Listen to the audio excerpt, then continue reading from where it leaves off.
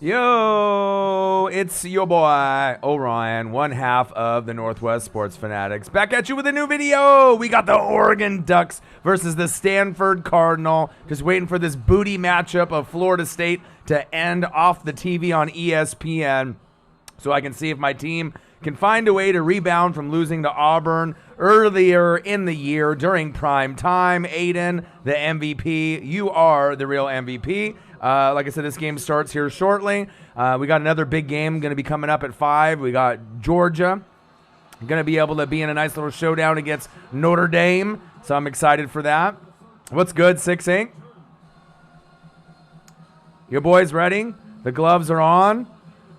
The chain is on. The jersey's on. I'm ready to go, man. I'm ready to see what can happen. Aiden, he said, I'm subscribed. The GOAT is back. You feel good about your fantasy team now? I bet you do. But we got a couple good games, and once Georgia and Notre Dame come on, I have it recorded on my DVR, so I'll watch that later tonight since the Ducks game is going to be starting here, and that's my favorite team out of all the teams that I follow. So I'm going to be doing live play-by-play and reactions.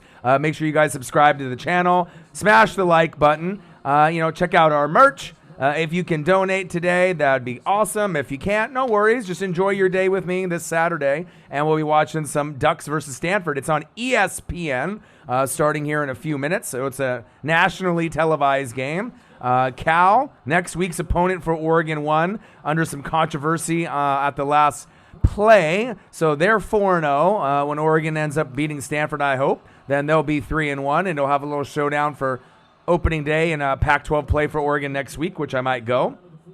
But I hope everyone is having a fantastic Saturday. I've been watching college football since, this morning. I watched Wisconsin and Jonathan Taylor beat up on Michigan. That was crazy. If we had any doubts on who the best player in college football is, you could definitely argue Taylor from Wisconsin at running back. He definitely has that Saquon type of feel, that Zeke type of feel. I know we have Tua, and there's Justin Herbert, which the jersey I'm wearing. You got, Fromm and Lawrence. But as far as, players that aren't quarterback, it's hard to argue, that Taylor might be the best player, period.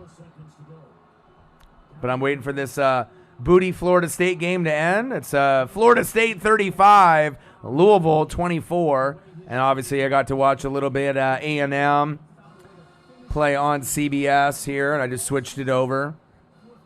Let's see what the score is. I know. Let's see. So Auburn was playing really well with Bo Nix. Obviously, Bo Nix beat up on Oregon. And so, it's kind of nice to see them at 3-0. Looks like they're going to be moving to 4-0.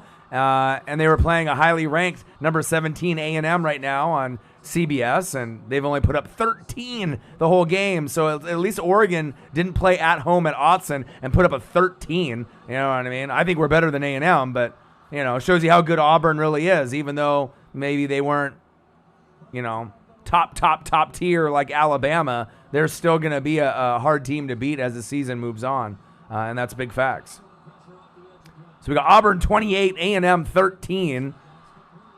Only 3 minutes left. I don't think there's enough time for A&M to come back. And then we saw Wisconsin play Michigan in a ranked matchup, and Wisconsin beat the brakes off of them. So, yeah, Joe Burrow is kind of exciting. I don't really know how great of a pro he's going to be, but it's cool to be able to see LSU with a quarterback. Finally, someone that can play QB that's better than Zach Mettenberger. You know what I mean? With all the talent they have at wide receiver and running back in the past and secondary and linebacker. It's cool to be able to see LSU finally with someone that can throw the ball. Today's show is sponsored by Corona Extra. That is what's on the menu today.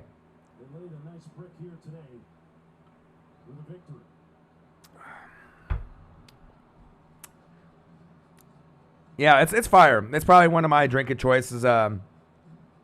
Hef is decent.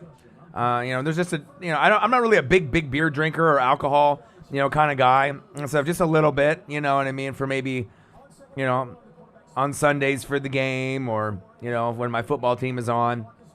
But nothing wrong with the Corona. I know, man. I need the lime. I know I didn't have to. My girlfriend went partying last night, and she had a leftover case, I think 18 or 24, so I don't know how many are left in the fridge, maybe 6 or 7. So I think she probably left the limes over at her friend's house last night. So unfortunately, no lime, but I'll still enjoy it. Fumble! God, this is ugly. Finish the fucking game. All right. Yeah, Taggart, get your ass off the screen. Good riddance. Got a better coach now anyways. Yeah, but I love Corona. Lime or without. I had Mexican food earlier today. I had some enchiladas from, got the little local place down the street from my house. Ducks uniforms looking fire. So I had a nice Mexican lunch. So I'm fed. I'm feeling good. I got the energy, a couple Coronas. Game time. Kickoff is in 3 minutes. We're going to see number 16 Oregon beat the brakes off of Stanford. And then hopefully they can keep winning the rest of the way to hopefully, for me at least, I could have one decent team out of all my teams that I root for. Mariners, Bootios. Buccaneers, Bootios. Blazers, I would say they're in the good now. I mean, it's took a while for them to actually get past the first round, but, they're a pretty fun team to watch with Dame and CJ. And we'll have to see how it goes with Whiteside and the rest of the guys they have this year with Bazemore. And then, obviously, we got my Oregon Ducks, my favorite team out of all the teams I support. It's definitely up and down. They usually have a decent squad, but when they play a top SEC or Big Ten team, they usually lose. So it's a little disappointing, but, it's my team. It's, I love watching them on TV. I love going to Autzen and sitting front row and cheering them on behind the Duck bench. So we'll see. We'll see how it goes. So if anyone has any, fantasy football stuff that they want to bring up for lineups, like I said, I did Northwest Sports Fanatics Fantasy Football Friday Fanatic style. So I definitely helped a bunch of people get their lineups straight and get ready for obviously Sunday. And, it's just kind of the countdown begins. I got to just get this game in, for tonight. And then obviously we'll have the Notre Dame and Georgia, which might be a debacle. I imagine Georgia, to me, is the only sleeper team besides, the obvious, Clemson versus Bama and the Natty. Year in and year out, those are the two best teams. But now you got Georgia and LSU, Ohio State and Oklahoma creeping, right? But are any of those teams good enough to really hang with Alabama and Clemson at the end of the year? And in most cases, the answer is no. But this year, maybe Georgia and another team can fight a little bit, scrap a little bit, I'm hoping, and find a way. Maybe it's Georgia's year this year. I'm not sure. But I like their roster. It's just Alabama and Clemson are just so well coached. Nothing against Kirby Smart in Georgia, but, All right, Justin Herbert, we're about to start. And then once the Georgia Notre Dame game comes on, if anyone can, comment below and, you guys have anything to keep me up to date on scores or the rest of the people in the chat, please do so. But I'm excited, man. We got the Oregon Ducks. We got the Stanford Cardinal. Oregon on the road trying to prove that they got it. Stanford's having a little bit of a down year this season, so this matchup doesn't really have the same type of flair as years past. But if you remember last year's matchup in Autzen, Oregon was up big. Key fumble towards the end of the game. Stanford came back and won. Heartbreaking for me because that was a game that they could have won. Obviously, UW was a tough loss last year for Oregon as well. But Oregon right now, 16th ranked, 2-1. Stanford's 1-2. This is definitely a game to win. And it's on ESPN. So if you guys are just chilling right now and bouncing around from football games, turn on ESPN, put it on mute, listen to your boy, or have the TV on and me on, and let's watch the game together. Let's watch my favorite team out of all the teams go.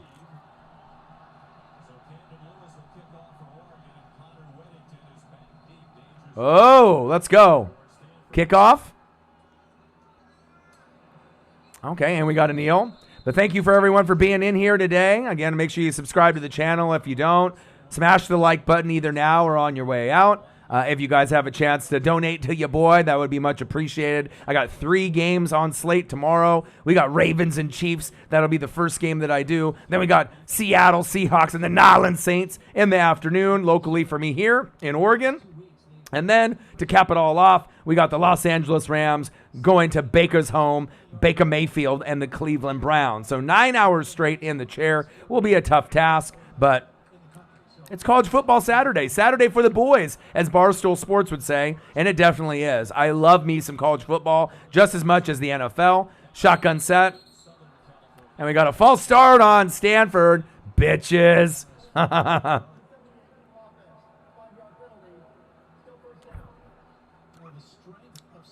False start. Let's go. This is my favorite time of year.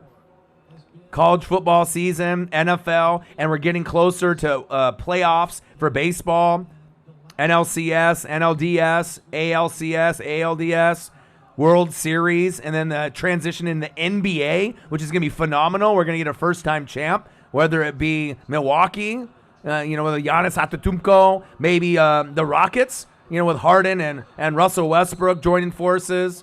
Could it be Paul George and Kawhi Leonard and the superstar Clipper team that they've constructed? Who knows? But I know it's going to be some fun basketball to watch. Or you might be a Laker guy rooting for LeBron and Anthony Davis and Kuzma to get it done. But whoever you root for, it's going to be a fantastic year of sports as we transition into the fall. And even one of the other missed points a lot of people seem to forget, sitcoms are back in the fall shortly. So shows that I love, like the Goldbergs, Brooklyn Nine-Nine. I can't wait for those shows to come back on TV. It's going to be an exciting time. Ooh, nice run. First down, Stanford.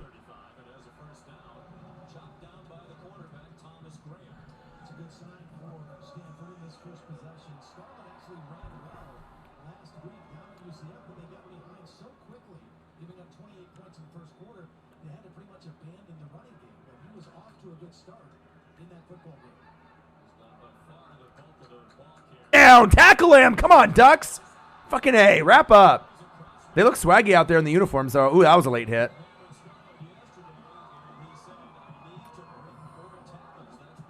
What did I take away from the USC win when they were practicing with their shirts off and Reggie Bush was talking shit and complaining? Just ride with it. I mean, you lost your star quarterback like in the first game, you know what I mean? So there wasn't any expectations. Everyone was on the hot seat, including all the coaching staff. And then to pull out a win against one of the top teams in the Pac-12, not only in the Pac-12 South, but out of all the teams in Utah, ranked 10th, and you beat them? I thought that was fantastic. Way to save your program and save the coach, at least for a few more weeks with a big, big win against a team that more than likely is going to win the Pac-12 South still in Utah, the Utes.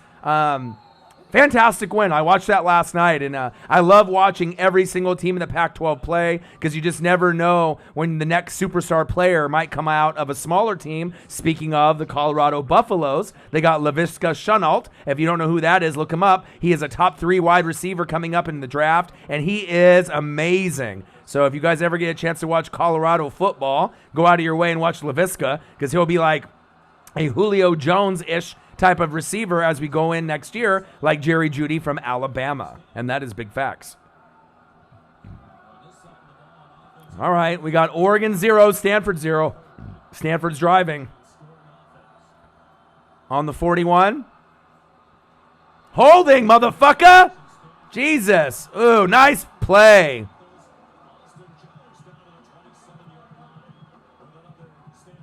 First down, Stanford. Good job. Great run. A little bit of holding, it seemed like, up front on Stanford's guys, but most of it would look like a pretty solid blocking. So there was a couple holds, real obvious holds. Number 80 right there. If you were watching that, he was grabbing on the back of the jersey and the pants of the jersey there. Come on, refs. But what's new? There's holding on every fucking play. Yeah, but I can't wait for the games for tomorrow. It's going to be lit. And I can't wait till Georgia Notre Dame comes on. I think there's a lot of hype behind that game, but I already knew Wisconsin was much better than Michigan, and I knew that was going to be a blowout, and it was. Taylor proved that he's the next stud running back going into the NFL. I kind of hope Tampa Bay Buccaneers get him, maybe as a top 5 pick. If I keep tanking and I can get Taylor at 5 and have a stud running back for the next 10 years, like a Saquon Barkley for the Bucs, Taylor from Wisconsin, I would be ecstatic, and then try to go after maybe Trevor Lawrence the following year. If I can't get myself a running back, quarterback combo with a Herbert, Because obviously he's going to be more than likely top 5 like Tua, and Jake Fromm. So we'll see. But I think Georgia is going to beat the brakes off Notre Dame. It might be close for like a quarter and a half, but Georgia's too good. They're too deep. I don't give a shit. Notre Dame is probably the most overrated team as far as top 10 team every year. I mean, they usually have talent, and they have guys like Quentin Nelson and McGlinchey and certain guys that'll, make a name for themselves. Manti Te'o from a couple years ago. But overall, when they play a tough SEC team, just like anybody that plays these type of teams, they usually get their ass kicked. And it wouldn't have mattered if it was Georgia, Notre Dame, Oklahoma, Notre Dame, Ohio State, Notre Dame, LSU, Notre Dame. Notre Dame is not on the same level as those teams, period. Okay, little screen. All right, Stanford's confident. Today's show is sponsored by Corona. Missing the lime, but it's still good. Believe that.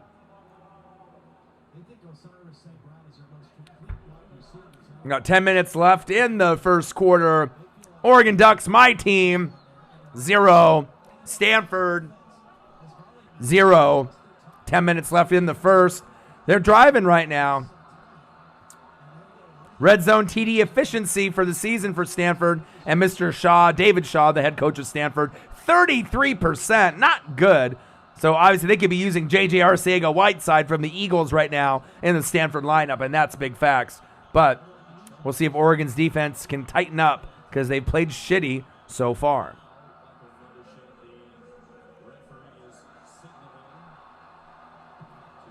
But Georgia Notre Dame starts in about 45 minutes. I got it on my DVR. I might click back and forth at some point, depending on what's going on with this game. I'm going to do the whole stream of this game. And then after that, after the stream is over, then we'll go into maybe possibly something else, depending on what time it is. I might pull out another reaction video or two or stream. So we'll see. All right, first down and 10. Stanford driving on the 17-yard line of the Ducks. Shotgun set, trips left, one wide receiver to the right, one running back to his right. Looking, fade route, and complete. Thank God.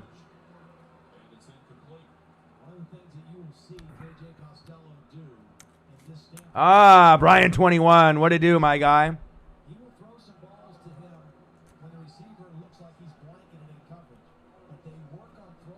I'm ready, baby. That's how I dress like when I go front row, Let's go. It's Saturday, baby. Grinding. The grind never stops. All right, here we go. Got a heavy package to the left. One wide receiver wide right. Handoff up the middle. Tackle his ass. Wrap up, Ducks. Fucking A. All right, there we go. Yeah. Gang tackle. Like a bunch of NWO members beating the shit out of WCW. New world order, brother. Okay. No more of that.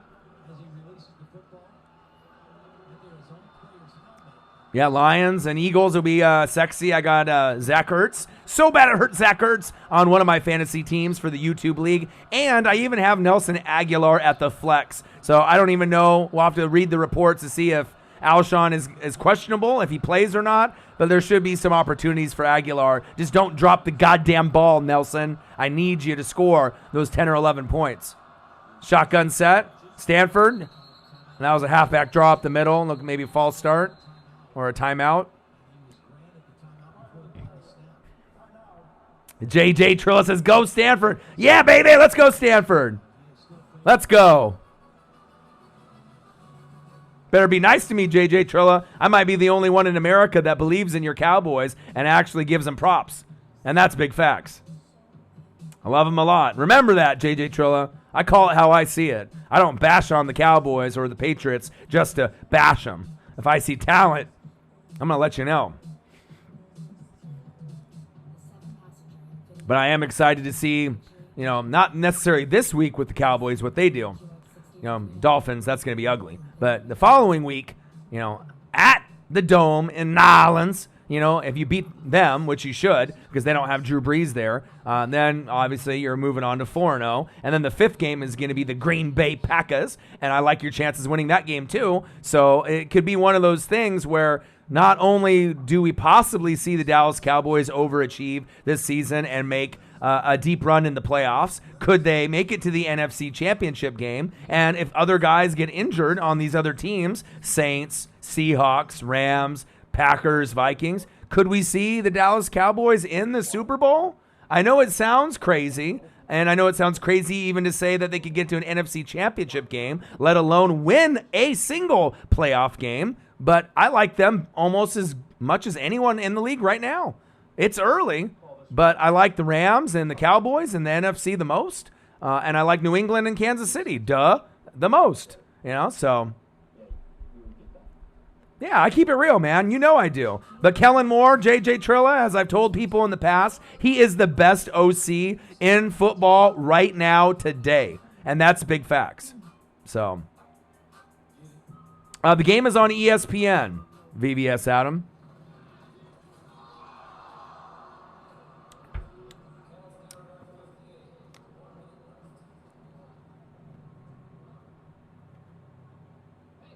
So I dropped Mahomes for Peterman. Yeah, I know. Me too, right? Nathan Peterman for president. Myles Garrett fined $25K. Everyone's getting fined. Jamal Adams. I mean, now we just need to find out where Jalen Ramsey's going to go, because that's really the big thing. Will AB play football again? Was that the kiss of death, getting let go by the New England Patriots? I don't know who's going to pick him up. Who would be stupid enough to pick him up at this point? You might just have to wait for him just to get all his legal shit, taken care of, and then maybe someone will be calling next season. But does anyone really take a chance on him this year after being on, dropping out of the Pittsburgh, worth the drama and the news coverage for having him on your team, I think he'll still play again at some point. Someone will give him at least one more shot. Maybe not this season, but maybe they do. But if they don't get a shot this season, AB and his clique, eventually next year, maybe one last shot. But I don't know. It'd be sad if his career is over. Top 3 wide receiver, you're going to go out like that? I mean, disappointing. Big play right here. Let's go fucking Ducks. 3rd and 7. Shotgun set, trips right, 1 wide receiver left. Fade route? Is it a fade route? Looking left, fade route. And complete. Yeah, let's go, bitch. You like how I call that? Let's go. Called that all day, even before they hiked that. Fade. Little ass corner. Trying to stay on him. Thomas Graham. Let's go. Fucking A. Give him some better coverage. Double team him. He almost got that. Yeah, he was caught, but he was out of bounds. Come on, Thomas Graham. Thomas Graham going against a fucking tight end. Good defense, Ducks. I like it. So far, so good. So 32-yard attempt by Stanford.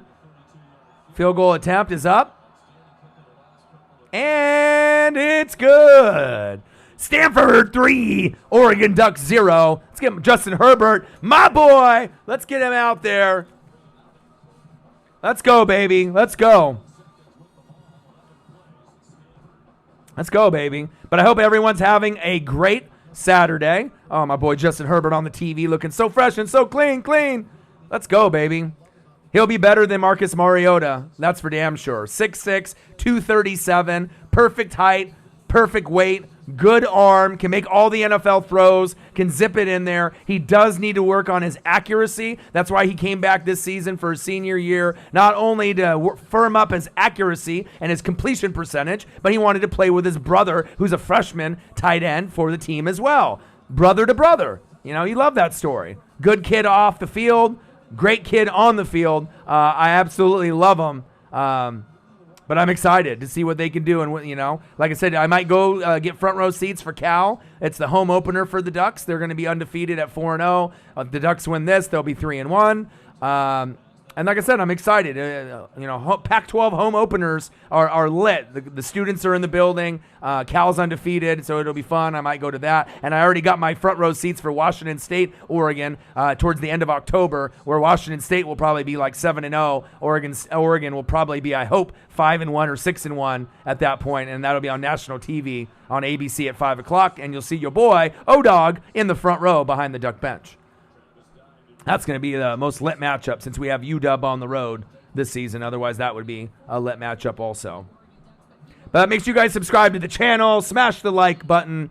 Donate to your boy if you can. Check out our merch underneath every single video that we do. There's all kinds of new merch, hoodies, coffee mugs, T-shirts, phone cases, leggings for the ladies, whatever you want, I got it. A lot of the designs are made by me. Some of them are made by Marcus as well. Even my girlfriend's got in the mix and helped me make some of the designs. So we're grinding right now. Shotgun set, Herbert. Handoff. Ooh. C.J. Verdell.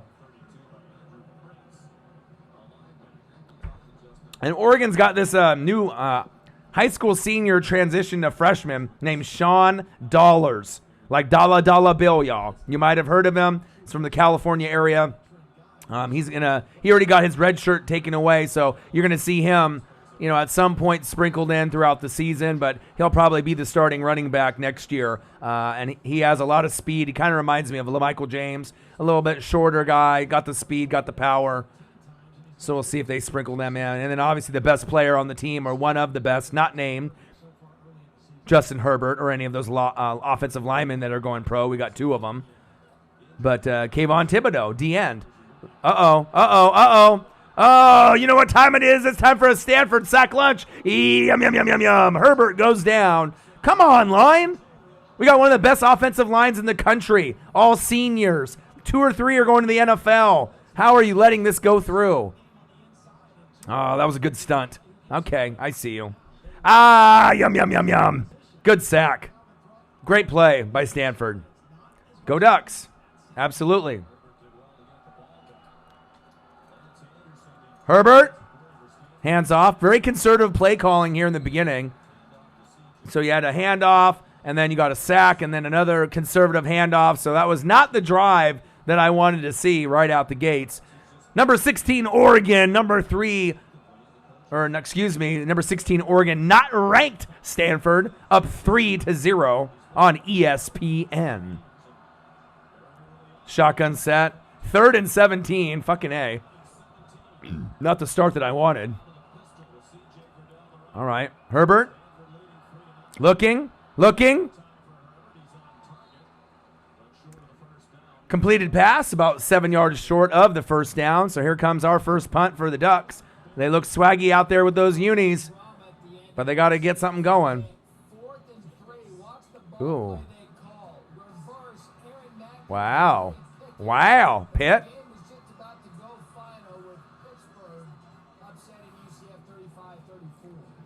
All right, Oregon Ducks. Go Ducks, baby. All day, every day.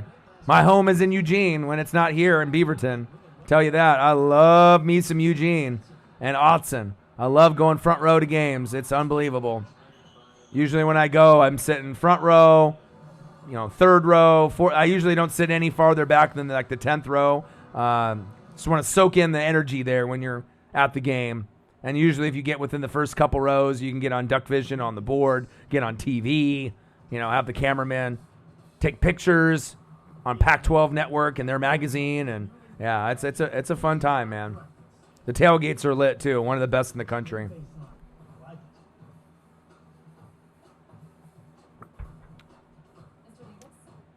Philly.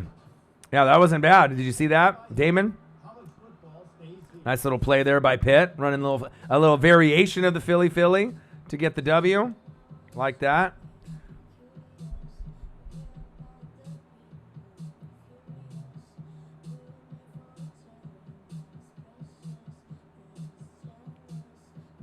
Yeah, that was gold. It looked nice. Oh, yeah, I know. I retweeted that on Twitter when they were going through, the list. I mean, you could argue that it was a little bit higher than that. There's one of the most iconic plays, period. Because, I mean, without that play, you guys probably don't win the Super Bowl. I mean, that was like right before halftime. That was a chance to try to just kind of extend the lead. You knew, New England would make adjustments. Yeah, Pittsburgh wins. I know. Did you see that? That was crazy. Love college football, guys. So let me go over some of the scores to kind of keep everyone up to date. I know everyone's watching TV now. So we got Stanford 3, Oregon 0, the game that I'm doing right now. And let's open up some of these college football options here for me. Cal, with controversy, winning 28-20 over Ole Miss. UW 22, ranked. Washington 45-19 over BYU. And then obviously we saw Utah lose to USC 30-23 last night. Utah was ranked 10th. USC was not ranked. Let's go to the top 25. Let's take a look. Alabama 49, Southern Miss 7, LSU 66, Vanderbilt 38, Florida 34, Tennessee 3, Wisconsin 35, Michigan 14. That game was this morning, and it was lit. Taylor's amazing at running back, and that's big facts. Pittsburgh beats UCF 35-34. UCF was ranked 15th. Pitt, what a win. TCU loses to SMU 41-38. Ohio State 76. Miami of Ohio. Ben Roethlisberger's college 5. Holy moly. Auburn 28, A&M 20. So it looks A&M made a little bit of a rally, but not good enough to beat Auburn at home. Auburn's legit. Auburn's pretty good. They're better than Notre Dame, and that's big facts. And we got Clemson and Charlotte at 4:30. That'll be a blowout. But the one that everyone wants to see is Georgia Notre Dame. Georgia number 3, Notre Dame number 7. That's on at 5. I almost wish I had split screen so I could do both. So KJ Costello getting knocked the fuck around.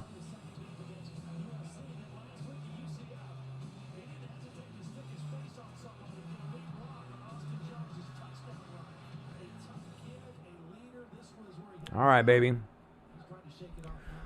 But I figured I'd get some of my time in today. Tomorrow's going to be a big day. Chiefs and Ravens. Handoff up the middle. Nice tackle, Ducks. Pick them up and throw them down. Chiefs Ravens at 10. I'll be here streaming live. Join your boy tomorrow and the best game of the weekend. Then we got Nolans Saints traveling to the 12th man in Seattle. I'll do that game as well. And then we got the Rams going to Cleveland to face Baker Mayfield and the Cleveland Browns for Sunday Night Football. 9 hours straight in the chair. No one else does it on YouTube except your boy. Come in, enjoy some football, and get some popcorn, beer, snacks, wings, anything that sounds good. Get it and enjoy. It's going to be a long weekend. All right. 3rd down and 6. Come on, Ducks. There we go. No PI. There we go. Pick it. Pick it. You need to fucking pick it. Let's go. All right. Good defense by my Ducks. Let's go.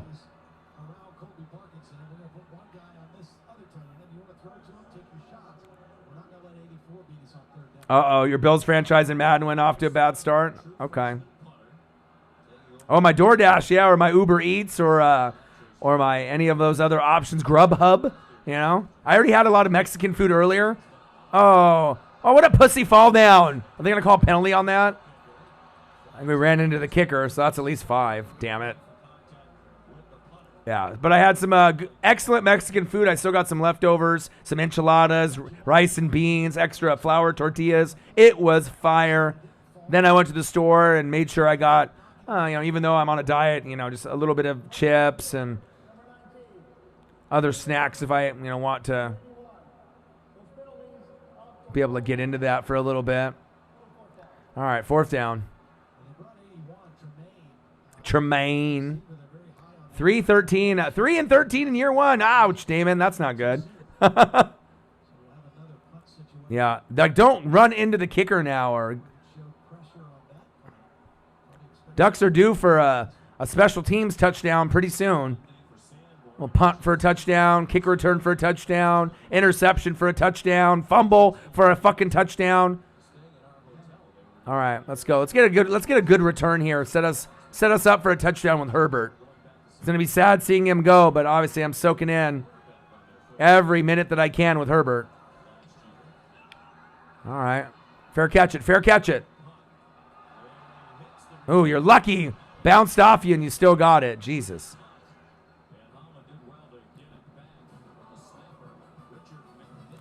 All right, Holland. We got Stanford 3, Oregon 0. Ooh, we got Redskins, Bears Monday night.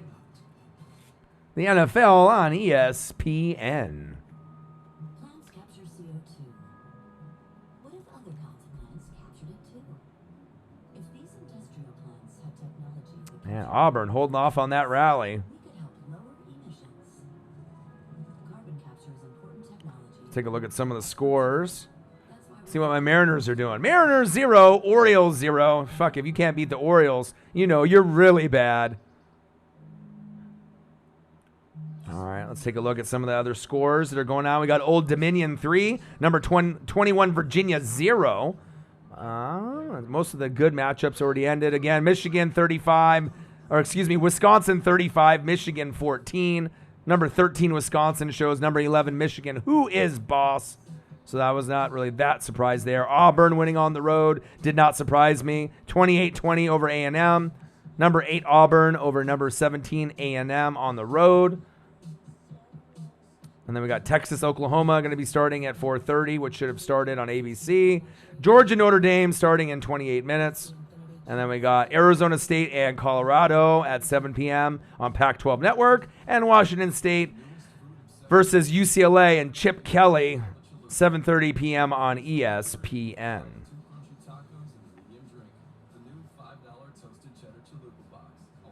ESPN Goal Line channel. There you go. Yeah, I love college football. And it's cool if you watch college football and follow it closely, because then you can figure out who the next superstars are before everyone else. You know, anyone can figure it out once you start seeing them in training camp and, the draft, and they show the highlights. But I love watching guys in college and progress, you know what I mean? So you can kind of tell that Taylor from Wisconsin's the next Saquon Barkley. You can already, see it clearly. It's just a matter of where is he going to go and what team is he going to help out. I really hope Tampa Bay gets him. I need a new quarterback. I don't want Jameis Winston, but Jonathan Taylor on the Bucs. You can still wear that red and white uniform. Just come over to the Buccaneers and wear it from Wisconsin. So, all right, time for another beer. One sec.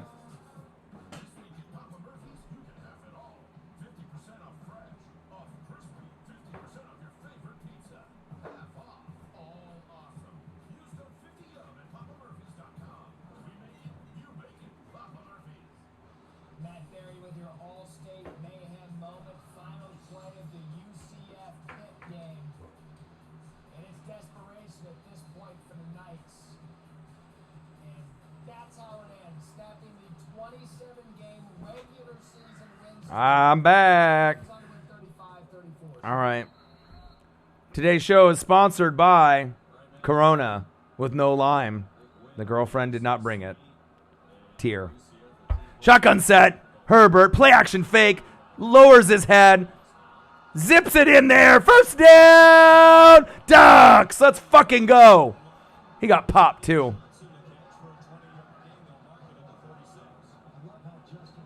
Oh, man, ice cold fucking Corona. Man, I'm not sure if there's that many things that are as good as that. Ice cold water, frozen water, Powerade. Let's go. Yeah, send me some limes. Send me some limes. All right, shotgun set. Nice fake, Herbert. Let's fucking go. Go. The 10, the 5, touchdown. Dodge. Let's fucking go.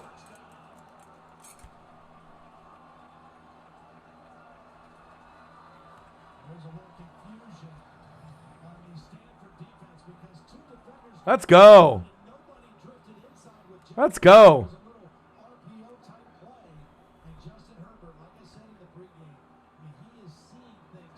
Great play by Herbert.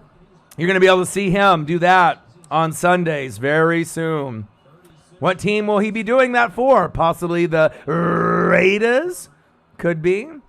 Maybe the Cincinnati Bengals. Bengals. Maybe the Dolphins. We'll see. Tua, Fromm, and Herbert are going to be the headliners. Extra point is up. And it's good. Fuck yeah, let's go. Touchdown, Oregon. Look at this play right here. Trips left, one wide receiver to the right. You got a running back to the left. Offensive line pulls to the right. Play fake, wide open over the middle. The safety overcommitted. Perfect angle, touchdown, Ducks. Let's go. Jalen Red, the junior. Let's go, baby.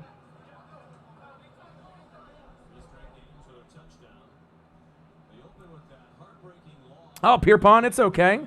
No worries, man. I figured I'd just come up on here, call the game as the biggest Ducks fan on fucking planet Earth. It was rough seeing Auburn, beat the Ducks up, but it is what it is. I think the Ducks still can have a great season. There's a chance that they could win the Pac-12. It's crowded. UW is good. Washington State, Gardner Minshew's old team. The Cougars from Washington State are good. Utah, even though they lost to USC last night, is good. So it's not going to be easy. But we'll see where it goes. I love my Ducks. That's big facts. Oh, let's go. Oregon 7, Stanford 3. But I'm really, really excited about fantasy football tomorrow. I'm excited about the Chiefs and the Ravens. That's an incredible matchup, Ravens can prove that maybe they're the third best team in the AFC, even though they played 2 cupcake games for the first 2 weeks. But with Ben Roethlisberger, out for the year, and the Chargers with no Melvin Gordon or Derwin James, and the Colts without Andrew Luck, there's room to move up. For teams like the Cleveland Browns and the Bills with Josh Allen, and obviously, as we know, Lamar Jackson, Hollywood Brown, and the Baltimore Ravens, the Ravens flock. But for me right now, Rams 1, Cowboys 2 as far as NFC ranks, and then you got New England 1, Chiefs 2, and AFC ranks. But Baltimore, I think you can safe to say, for at least now, even if they lose only by a little bit, they're probably the third best team in the AFC right now. Or if they're not third, they're in the argument for third. Pierpont, I'll have to look at your team. Your team's, if you are finessing everyone in the league for players, your team is pretty fire. So hopefully I get to, meet up in the playoffs. We losing AB for the year, that kind of really kills our chances. And Le'Veon Bell, obviously picking him with our first-round pick, 4th overall, was probably a mistake. We probably should have went Zeke or someone else, but Zeke wasn't signed at that point because Le'Veon's going to probably not make it throughout the whole year. So if we have our number 1 and number 2 guys out, that's not going to be good for us. I can still manufacture a team to get us to the playoffs and the championship game, but when it comes to the championship game, no AB, that's hard to replace. So at least I got John Ross, so that kind of helps.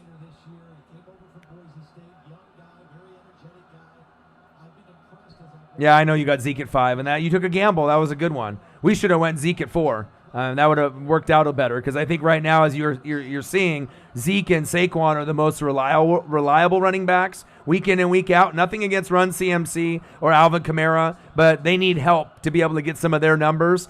Zeke can kind of get it on his own, so can Saquon, and that's why I think those two are the best 2 running backs in the league right now.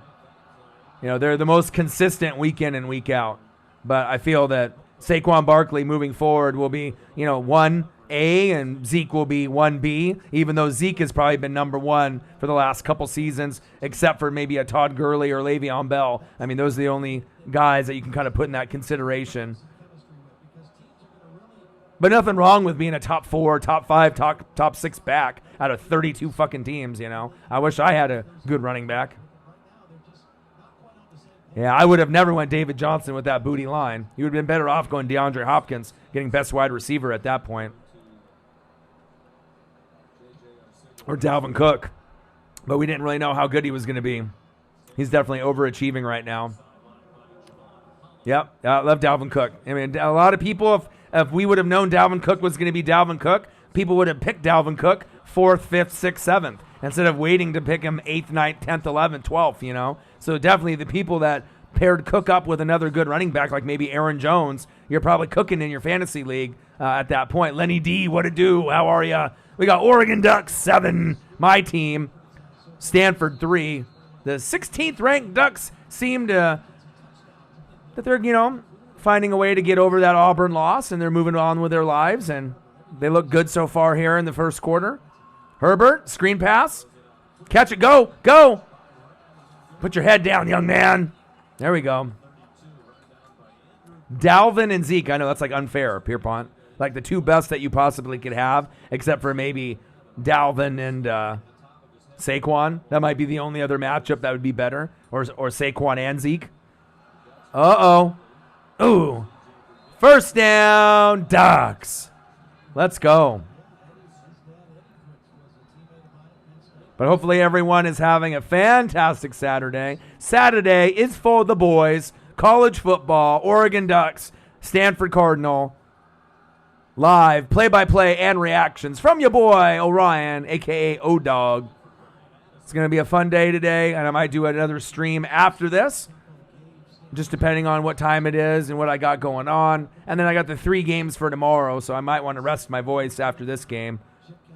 That way I can watch that Georgia-Notre Dame tape, even though that game might be ugly after the second quarter.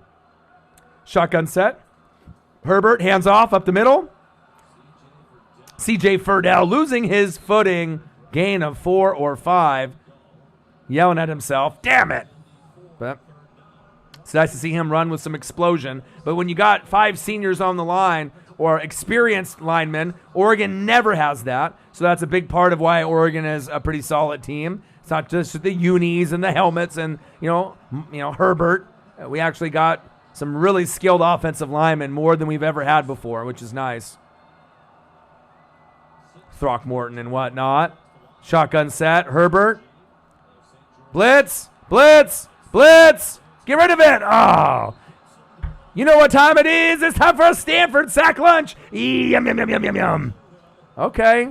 Well, Herbert almost turned the ball over. At least he hung on to it. Good play, Stanford. Way to bring the blitz. David Shaw. No protection right there from the running back. Came in wide open for the sack. That's second sack for Stanford on my quarterback, Oregon Duck legend, Justin Herbert. Sacks allowed for the season 4 all year, and now we already have 2 by Stanford. Once you start getting into Pac-12 play, it gets a little serious. Get his ass. Come on, Ducks. Hit him. Hit him. There we go. Sit the fuck down. Let's go. You had Big Ben on your fantasy team? Yeah. Well, if you pick up Josh Allen or Andy Dalton, you know, you might be able to pick up one of those guys, and that can help you out, you know, moving forward. David Jones from the Giants. That's another guy that could possibly help you out. You know, you just got to make sure you move quickly, and make those adjustments. Fantasy benches are just as important as fantasy starters if you want to make the championship game. That's big facts. Did you guys see the thing on Twitter or on social media with Gardner Minshew and Uncle Rico?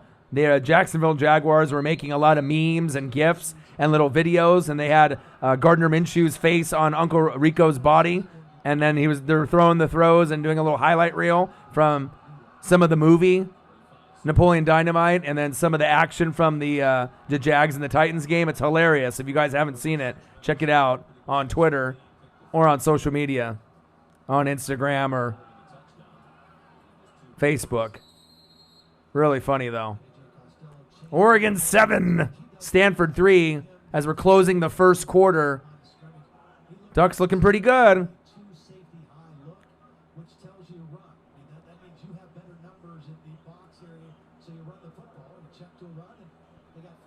I know. I'm just making sure you're paying attention, big dog.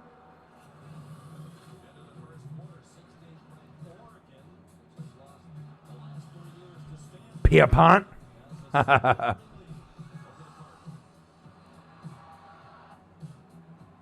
End of the first quarter, Oregon Ducks 7, Stanford 3. Good game so far. No Georgia on yet. All right. Gotta take the gloves off temporarily.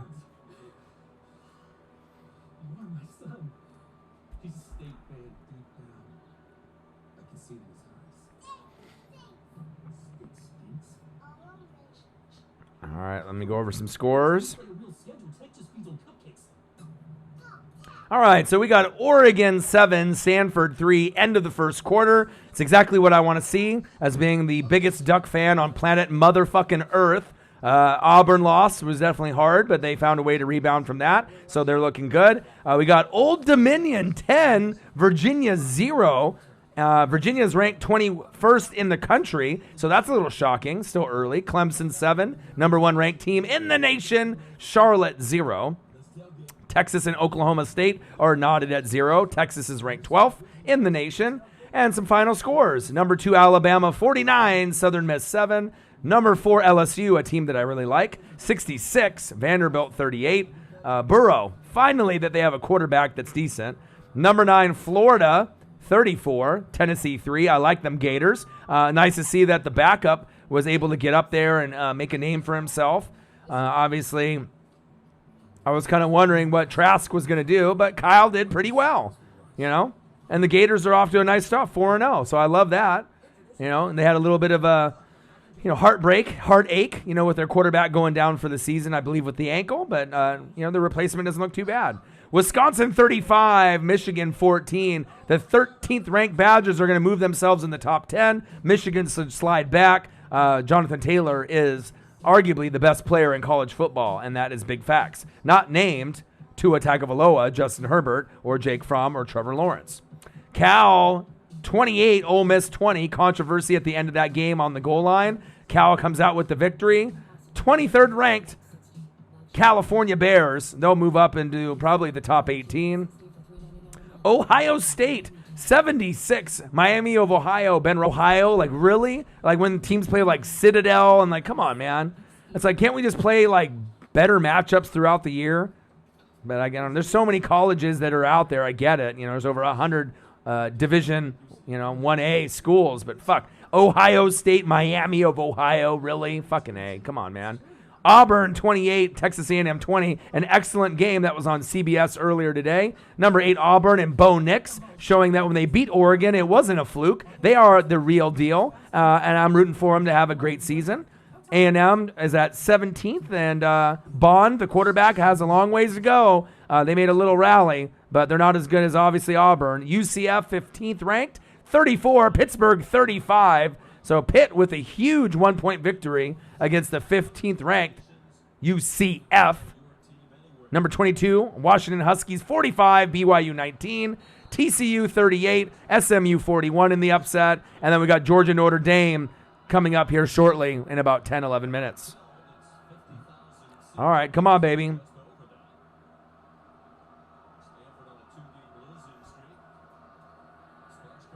Hit him. Hit him. There you go. Wrap him up. Sit the fuck down.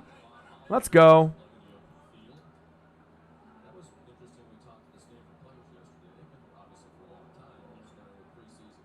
All right, baby. Let's go. Let's go. We got Oregon Ducks. You got your boy Orion. Northwest Sports Fanatics. I got the Corona minus the lime. Fuck it. Saturday. It's for the boys.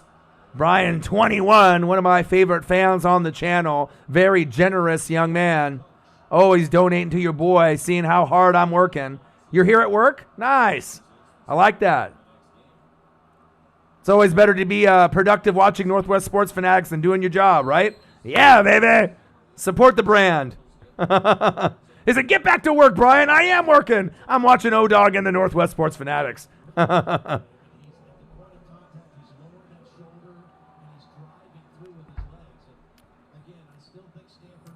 But make sure you guys subscribe to the channel. Smash the like button either now or on your way out. Take a look at our merch. It's for sale now. The link is underneath every single video on our main page on YouTube.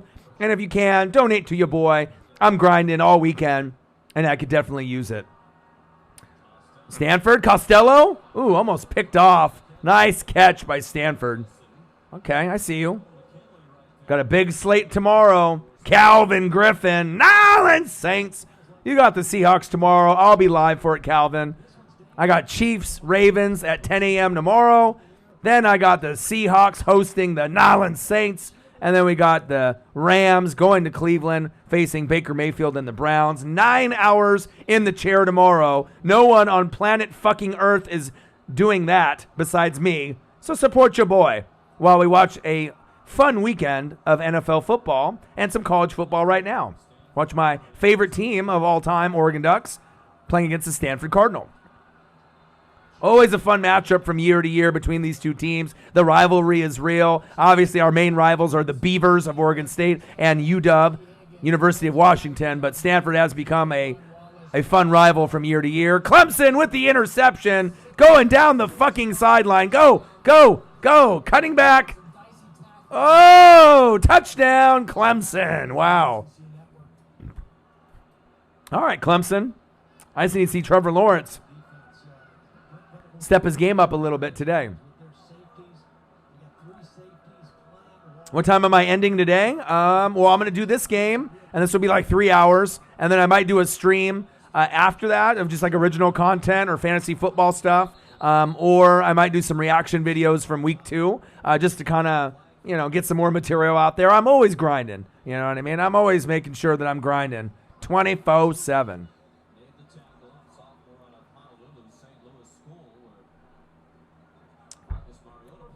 Oh, personal foul.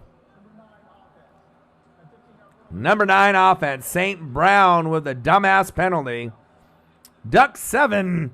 Stanford 3. Oh, yeah. Going for his butt cheek? Come on, man. Yeah. Why are you trying to hit his butt cheek with your helmet? Ejected. Oh, no worries, Brian. I know you got me. You were awesome yesterday. $73 in donations by Brian21 in the chat right now. Yesterday during Northwest Sports Fanatics Fantasy Football Friday, Fanatic style. Much appreciated. Nice fake by Stanford. Nice little run up the guts. Gain of about 3 or 4.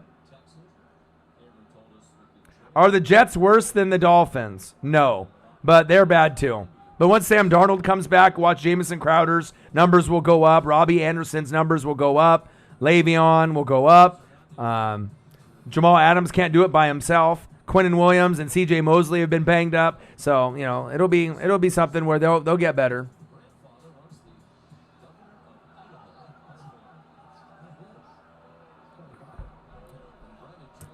All right, 2nd down and 21. Shotgun set, 2 wide receivers to the right, 2 running backs behind him, 1 on the left. Halfback draw. Hit his ass. Ooh. Helmet on helmet. Down to the 33-yard line. He said he has a concussion, maybe. Possibly. The GOAT says, take off your hat. Never. Let's go, baby. This is what it's about for me. Every day of my life. Oregon Ducks. Oh. Ducks 7, Stanford 3 in the second quarter. Incomplete, out of bounds. Stanford about to punt. Oregon about to put the pressure on to get another score before halftime. Targeting? I know on that other play with the butt cheek. Ass cheek targeting. That should be an ejection for immediate insubordination. He's talking to him, hey, man, what'd you do over there, man? He said, fuck, I don't know. But I do love David Shaw, head coach for Stanford. He could be an NFL coach. I'm not sure if he's ever going to leave the college ranks, but his name is always mentioned as one of the top coaches that are available for jobs. Really respect the hell out of David Shaw. Great guy. Great coach. All right, come on, Ducks. Fair catch. Yeah, Ducks are winning. Yep. Yeah, you got to put a claim on Shark. I mean, you probably are going to keep winning your games, and you're probably low on the waiver wire priority. So I mean, you don't have to do it right now. You can wait till Tuesday, to do it. But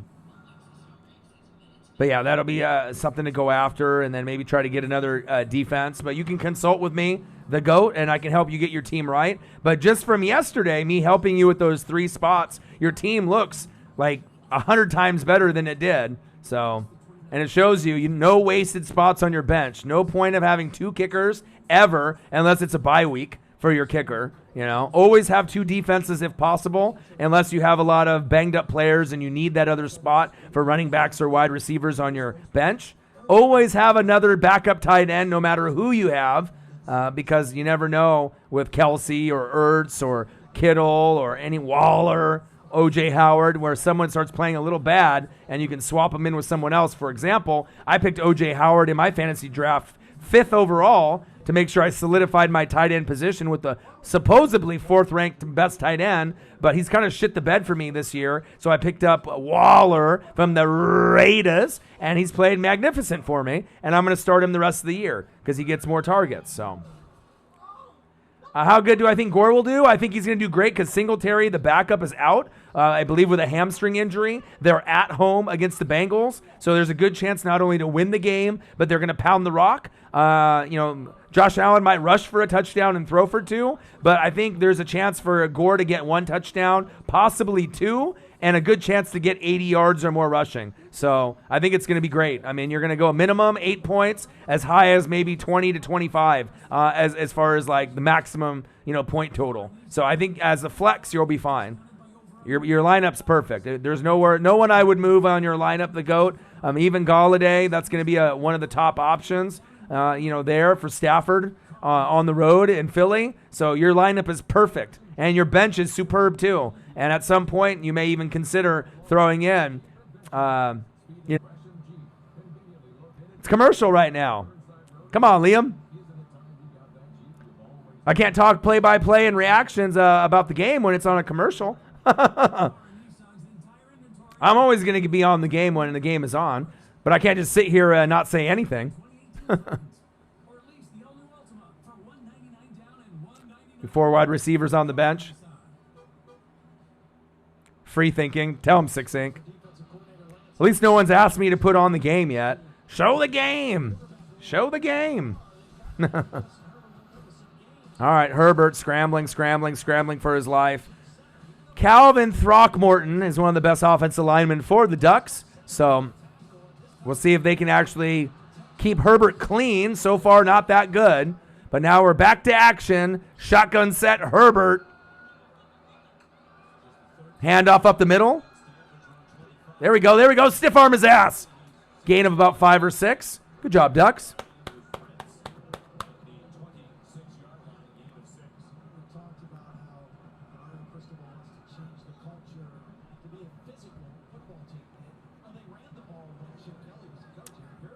All right. Oregon Ducks 7, Stanford 3. Shotgun set on the 26-yard line for Herbert. 1 wide receiver to the left. Running back running a screen. Screen pass to the left. First down, Ducks. Move the chains. Let's go, baby. Let's go. Today's show sponsored by Corona. Shotgun set. Handoff up the middle. Stanford with the gang tackle.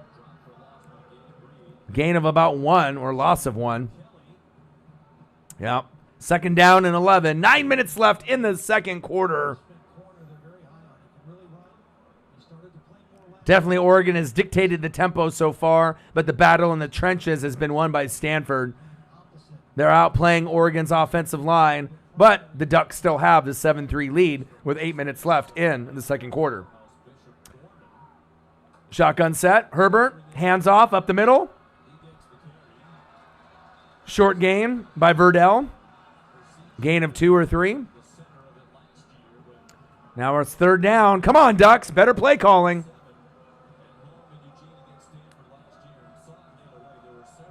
Wow, Schrick. Is that impressive for real? They got 20? That's awesome.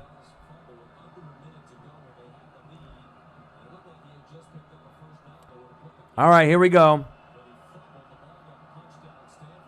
Oh, Royce was nice. I loved Royce Freeman. He killed it for Oregon. All right, Herbert stepping up in the pocket. Go. Oh, hit him with the shake and the fucking bake. First down, Oregon. Let's go. Yeah, he was a dog. Obviously,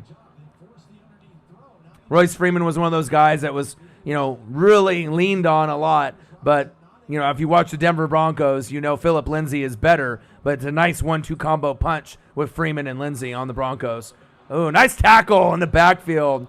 God, Stanford's fast. I mean, even when their teams aren't that good, they're 1-2 this season. This should be a game that Oregon wins, even though it's on the road. And they got Cal at home in the Pac-12 opener. I'll probably be sitting front row for that game. It's just a matter of how many people I'm going to be taking with me.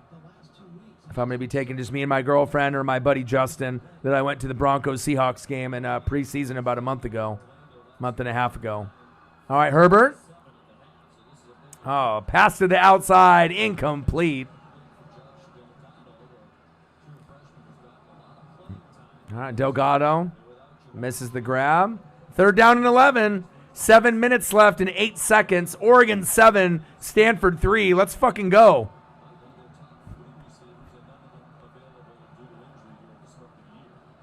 Yes, I'm going to go see Bucs Seahawks, absolutely. If I don't see them this year, I'm not going to see them in Seattle for like 6 years, like 2025. So,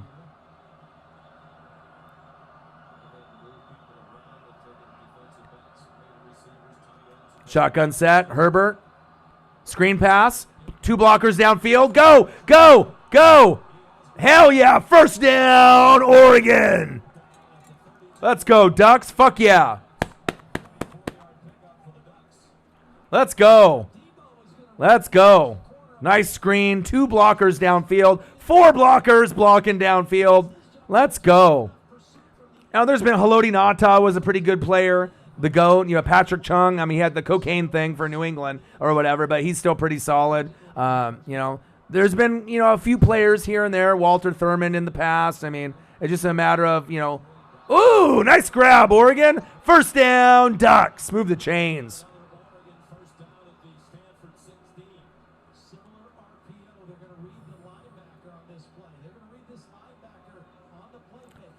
Eric Armstead, from the Niners.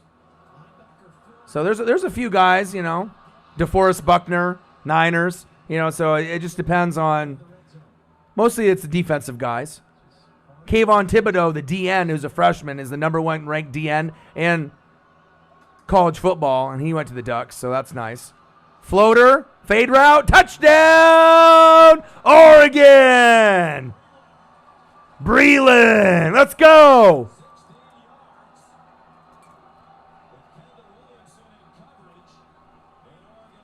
Hell yeah. Jacob Breland, 16-yard touchdown. Oregon Ducks 13, Stanford 3. Herbert with a beautiful fade route in the corner. Breland stepping up, boxing out his man, just like Tony Gonzalez and Antonio Gates used to do in their prime. Beautiful throw, beautiful catch. And then we got the extra point. It's up. And it's good. Let's go. Fucking A, baby. Let's go.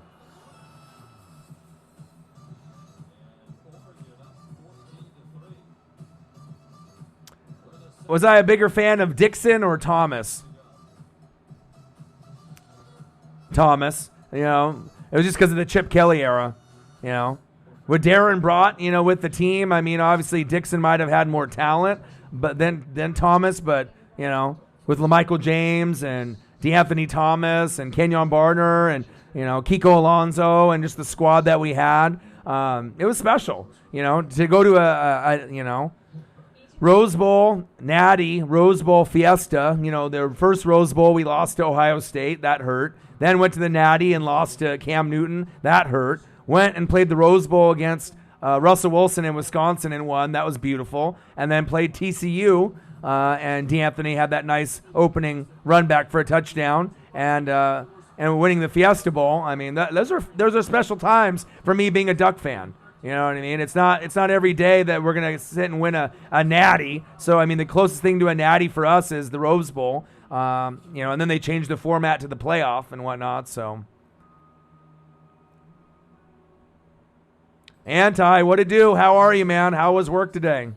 Hopefully you're having a good day.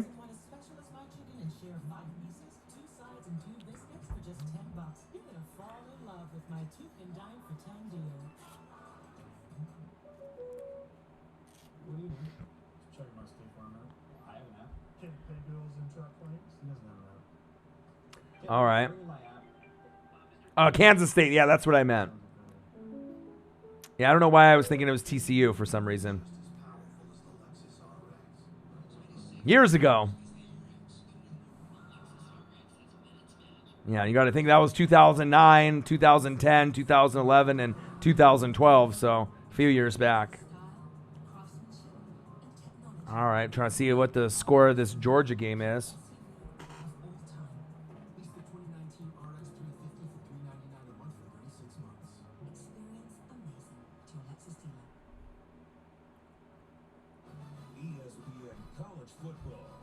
All right, Notre Dame and Georgia. All right, not on, just commercial. And the Lexus ES, a product of mastery. Experience amazing at your Lexus dealer. Why did Herbert stay for another year? Herbert stayed because he wanted to play with his brother, who's a tight end, and he's a freshman. So he wanted to be able to, Herbert, and also probably to hone on his skills, get a little bit better. Probably a lot of camaraderie, and they knew that they needed him, So I don't think he'll get hurt. He'll be fine. And he needed to come back for another year anyways. He can always dominate, but, in the NFL, everyone's good. So, except for the Miami Dolphins, at least for now. Refreshing Twitter and Reddit, yeah? Seeing where Jalen Ramsey's going to go or if he's going to stay. College football playoff. Fiesta Bowl and Peach Bowl, huh?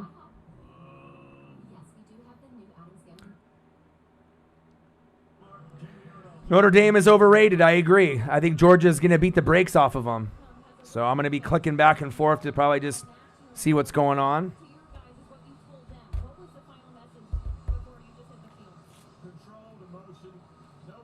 Oh, Virginia finally scored. Yeah, if you guys can comment below some of the scores and some of the other games that you're watching, that would be much appreciated, not only just for me, but just for the other people in the chat that are watching games across the country. That would be awesome.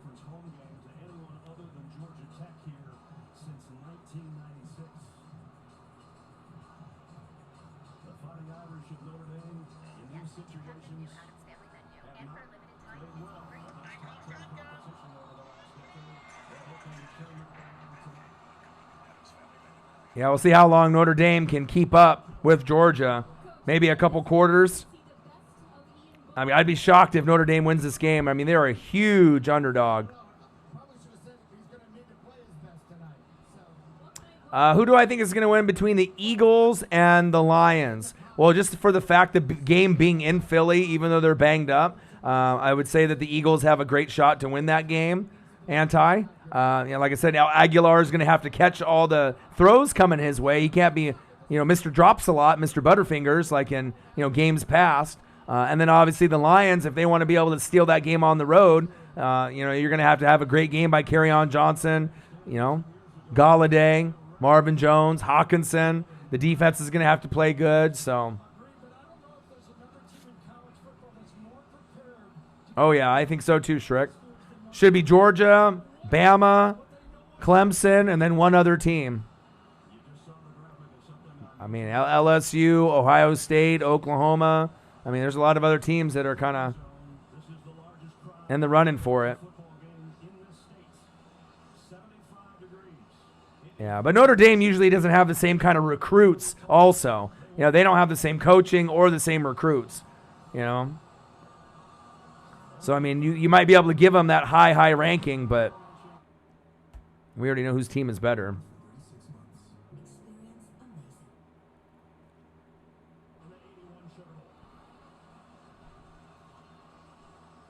I like the Georgia fan base too, with the Legion of Doom, with the football pads and the spikes coming out. It's always fun for football. Getting dressed up, having fun at the game. Kicker got the nice black glasses on. Oh, let's go. And we got kickoff for Georgia Notre Dame, as the Ducks game was on a commercial. You guys keep me posted on it. I got it recording on my DVR. Spike Squad, yeah, for real. So keep me posted on that Georgia game, which I'll do as well. Shotgun set. Stanford. 2 wide receivers left, 1 on the right. There we go, Ducks. Good tackle. Gain of 1, if that, on first down. First drive, 12 plays, 61 yards, and a field goal. And then since 13 plays, 49 yards, and 3 punts. So the Ducks defense, gave up a field goal, which was nice, instead of a touchdown, and then 3 punts. So I'll take that all the way to the bank. 166 total yards for the Ducks to Stanford's 111. Shotgun set for Stanford. Costello. Oh, okay.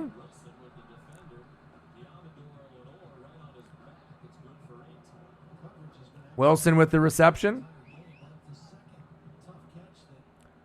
LSU will beat Bama this year. There's a shot. There really is. Georgia has a shot, SEC championship game. I mean, if any year, this year LSU and Georgia, I feel they're pretty solid. They got some nice quality teams. Oklahoma might be able to make some noise. Ohio State, I mean, we don't really know how good they are. I mean, when Ohio State plays Michigan at the end of the year, they'll beat the brakes off them. So, ooh. First down, Stanford. Move the chains.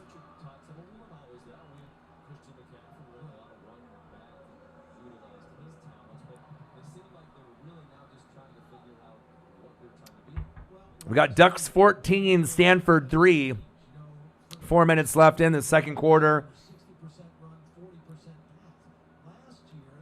Wow, Sam Houston State 21-0. Wow, yeah, let me know. Post any type of upsets, scores. If you guys are just sitting there chilling, listening to me and, watching games, typing on the keyboard, let me know what's going on with games that you're watching or just big things that are going on. Especially let me know what's going on with Georgia and Notre Dame because, like I said, I got it recording on my DVR right now. I'll watch it afterwards in entirety after this game is over because I like to break down the tape.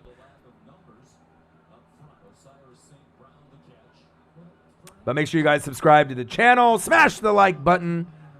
Either now or on your way out. Merch is available for sale. And if you can donate to your boy, that would be much appreciated. Going to be a long weekend of grinding in football, baby. All right, shotgun set for Costello. Audible at the line. 2nd down and 6. Come on, Ducks, get his ass. Get him, get him. Get him. Wrap him up. Oh, there we go.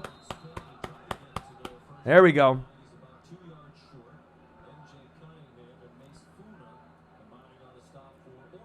All right, it's almost halftime. 3rd and 2. Come on, Ducks, we need to stop. No extra cheapy touchdowns here. Let's go.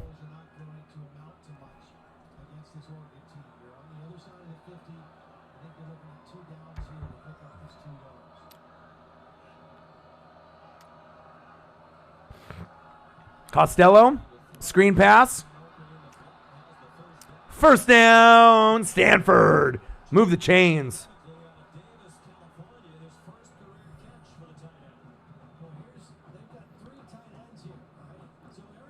Yeah, I mean, that's how it goes, though, 6 Inc., You got Bama winning it all the time, except for Clemson, stealing one away.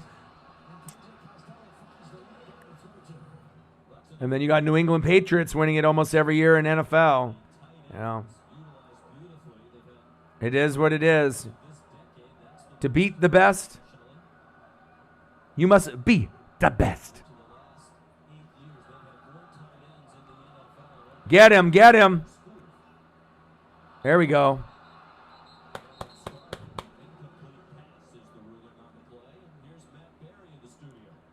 Oh, yeah. LSU's got good wide receivers. Absolutely. UCF's historic run comes to an end, plus Appalachian State makes history. Michigan beat down on the road in Madison. Jesse Palmer, Joey Gallo. Yeah, I don't know if it would even be better. I mean, if you could beat Alabama in the championship game, I mean, would you want to beat anyone else? You know what I mean? That would really say something. Or if you beat them in the playoff game prior to that. But, of course, you want to be able to beat the best. Then you get the recognition and you get recruits to come to your school saying, fuck, we beat Bama, like Johnny Football did in A&M.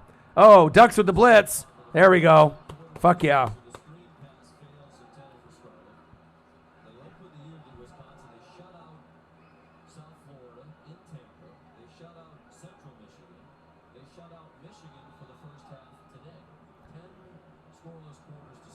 All right, Oregon Ducks 14, Stanford 3. Got a minute 42 left in the second quarter. 3rd and 10. Stanford Cardinal is 4 for 8 on third downs today.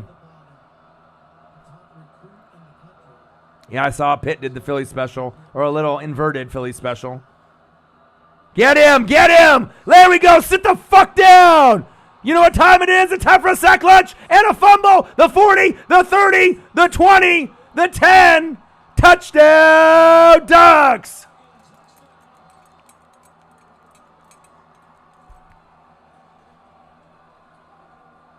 Woo!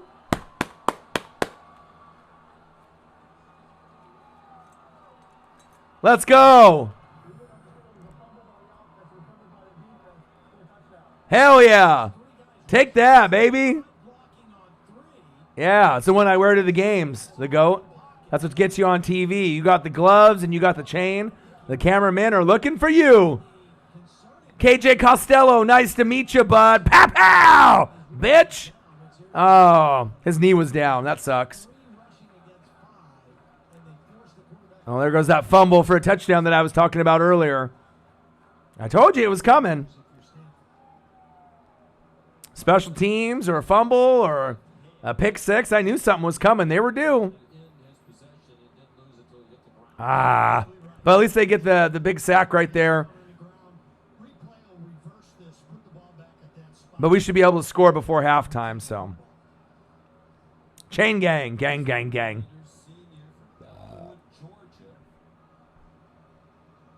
Keep reviewing the replay here. Okay, his knee's down. Hurry the fuck up.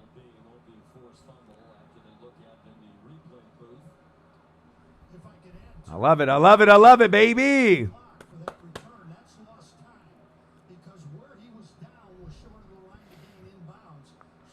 God, why are they reviewing it so long?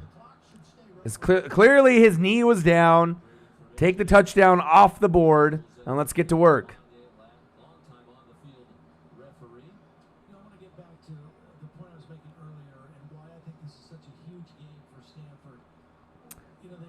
Come on, refs.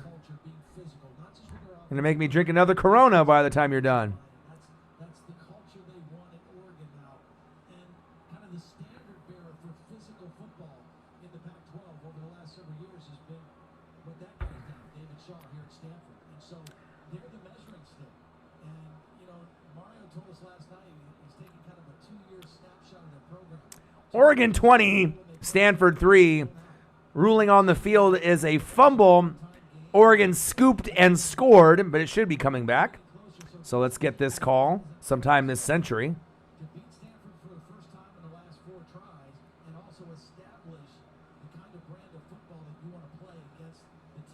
This is literally like the longest review of all time. Come on now.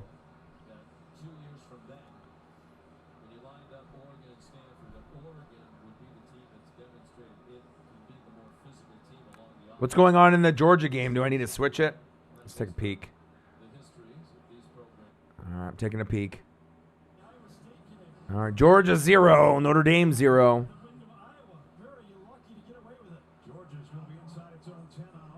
All right, looks like they're going to commercial break.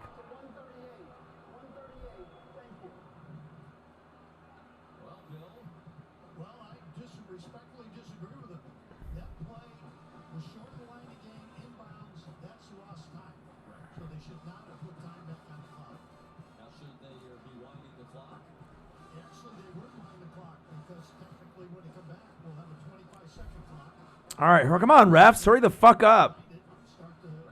I need to get another score here before halftime. That's really going to work against Stanford because if you're Justin Herbert right All right, Oregon 14, Stanford 3. you've got all 3 timeouts, you got a chance to put another score on the board, and you're going to get the ball to start the third quarter. This is an opportunity for Oregon to really just completely seize control of the football. All right, time to put the pedal to the metal, the foot on the throat. It's the first half. Oregon on the road, 16th ranked in the nation. Ducks 14, the Cardinal 3. Minute 25 and counting in the second quarter.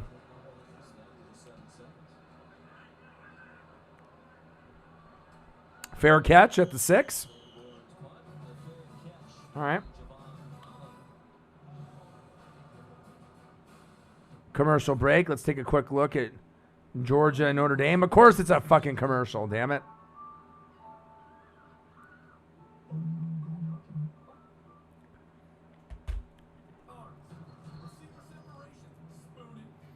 All right, got to take the gloves off now. Take a look at the phone. Lots of people are messaging right now about fantasy and some of the college football games. Let's take a look. What's going on in the wide world of sports today? It keeps your engine 2 times cleaner for better gas mileage. That's why they've asked me, Mr. Supremium, to be their spokesperson. Everything of mine is Supremium. By Ascot, there's a All right, so we got Oregon 14, Stanford 3, Virginia 7, Old Dominion 17, Clemson 17, Charlotte 0, Texas 7, Oklahoma State 3, Georgia and Notre Dame knotted up at 0 still. Final scores, Bama 49, Southern Miss 7, LSU 66, Vanderbilt 38, Florida 34, Tennessee 3, Wisconsin beating the brakes off of Michigan 35-14. That was the primetime game at 9 a.m. this morning. It was lit. Cal 28, Ole Miss 20, Ohio State 76, Miami of Ohio 5, Auburn with a big win on the road, 28-20 over A&M. Auburn will be in the top 7 after this win. UCF 34, Pittsburgh 35, a big upset for Pitt. UW 45, BYU 19, and then TCU drops a game to SMU 41-38. See if there's anything else going on. Dish tuned in to you. Take the floor somewhere unexpected. Everything you need is at your fingertips and at the Home Depot on-trend styles. Home Depot, huh? Make it pet-proof. All right, Mariners 1, Orioles 3. Not a good sign. Just used to seeing my team lose all the time. And the Home Depot has everything you need to make it yours. Today is the day for doing with exclusive life-proof vinyl plank flooring starting at $319 a square foot. Only at the Home Depot. All right, nothing really new for news right now for NFL. I'm looking right now to see if there's anything worth talking about, but all right, nice. Keep me updated with that. KGR Kid.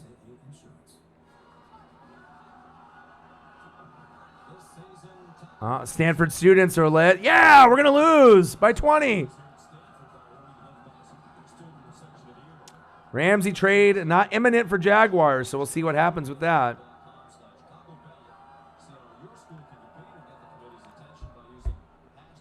Samford.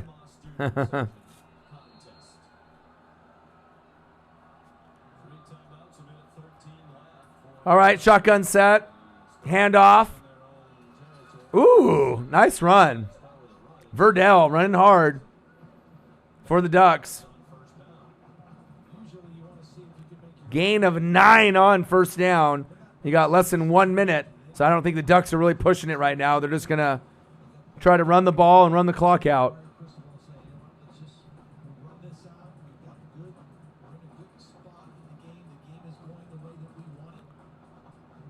Yeah, well, everyone's hoping that he gets dealt because the Eagles want him, the Chiefs want him, Seahawks want him. I mean, if he goes to any of those 3 teams, I mean, that's a game changer.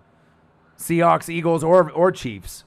Shotgun set, Herbert, hands off up the middle, bleeding the clock. Oh, Stanford. Nice tackle. All All right, Stanford calls timeout. They got one left. 23 seconds left before halftime. Oregon 14, Stanford 3.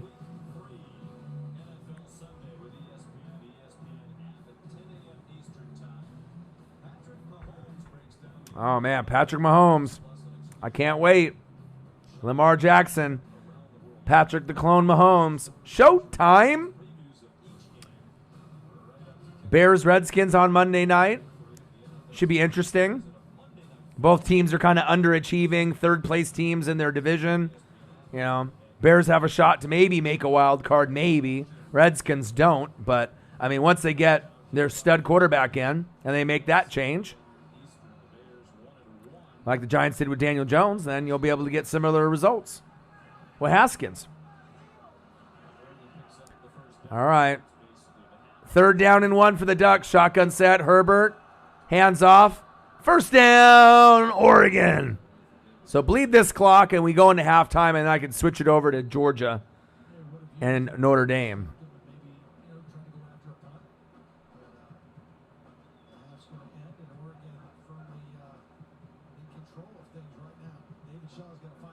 All right, we're going to halftime. Oregon 14, Stanford 3. Good first half for the Ducks. I like it. And then someone remind me when the Ducks come back on, because I want to check out a little bit of this Notre Dame and Georgia. So, of course, it goes to commercial, but I'll keep it on here for a little bit. And then if anyone's watching this Ducks game, or I can have it on my phone, which I probably will. And so as soon as it comes back on, I'll click it back over. So at least they can give me some time to watch a little Georgia, a little Notre Dame. But I hope everyone's having a good Saturday night. Perfect day for some college football. Saturday for the boys. Absolutely. I didn't know Geico helps with runners insurance. Yeah, we can save a bunch too. Antonio, fetch computer. Antonio. Clemson scored again. Yeah. What's new, though? Right? All right, Ducks 14, Stanford 3. So I got it running on my Frontier app on my phone, so I can see it there. And then when they obviously come back, I can switch that up. Oh, now they're showing highlights. Oh, maybe I should click back. Pitt, Narduzzi. Big win for Pitt.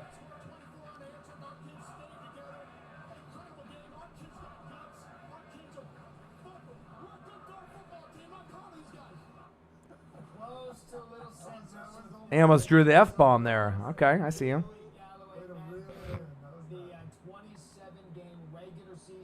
Thanks for the updates, KGR Kid. Let me know. Keep me updated. Yeah, number 15 UCF too. That's a big win. Ends UCF 27 game regular season winning streak. Someone had to break that at some point, but I didn't think it was going to be Pitt. So congratulations to them. That's a big fucking win for the program.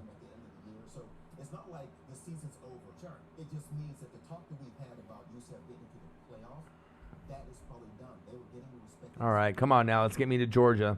Oh, here we go.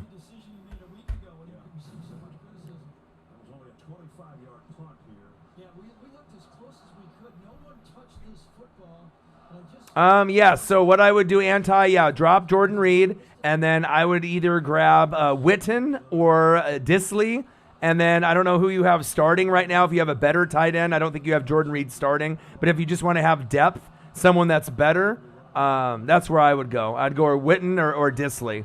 Those are your two guys that are going to get you points week in and week out. Disley sometimes will get you 5 points, but every once in a while he'll score once or twice, like last week when he got 2 touchdowns. Ooh, Georgia with a nice tackle there. And O.J. Howard is your starter. Okay, so then you can't really count on him from week to week either. So I think I would go Witten, to be honest, just because Disley is a guy that's going to be able to get looks too. I mean, that's your choice. Witten's going against the Dolphins. Disley's at home against the Saints, so both guys have a chance to score. But yeah, drop Jordan Reed and get Disley or Witten.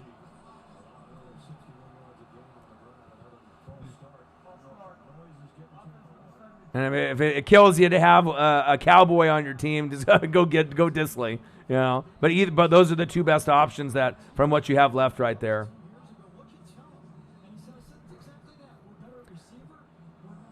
Or maybe is that Kyle Rudolph? I mean, it just depends on week in and week out, you know. Yeah. Anti, you got to do what you got to do. Yeah, if that's Kyle Rudolph, what does he have for numbers for the first 2 weeks? Because, you know, Witten has scored each week 1 and week 2, and he's got a chance to score again this week. And then Disley scored twice last week. What did Kyle Rudolph get for week 1 and week 2? Nothing too crazy, right?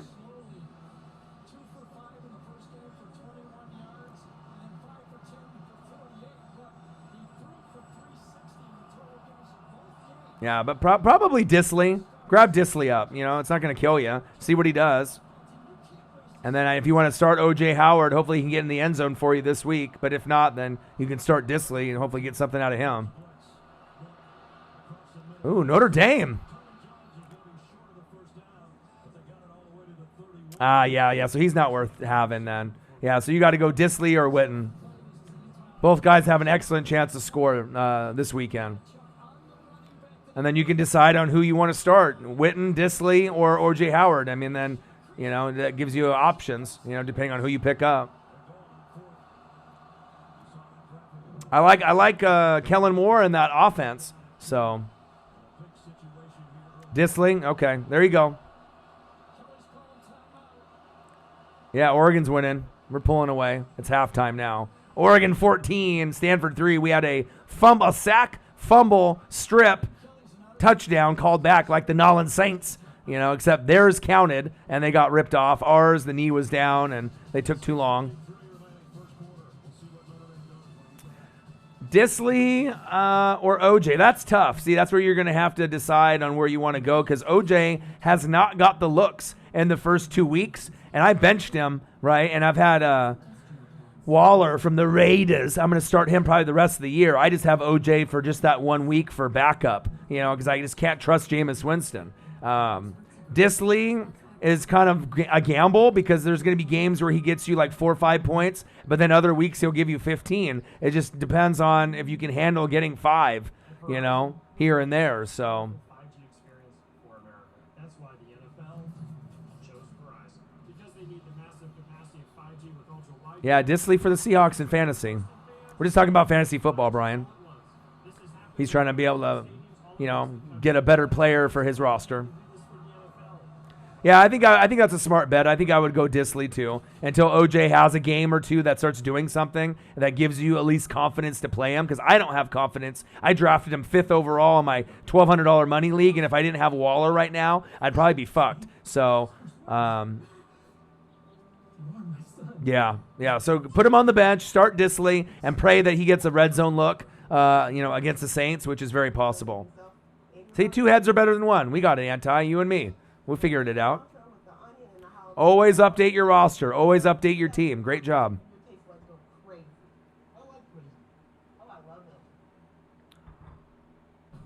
All right, time for another beer.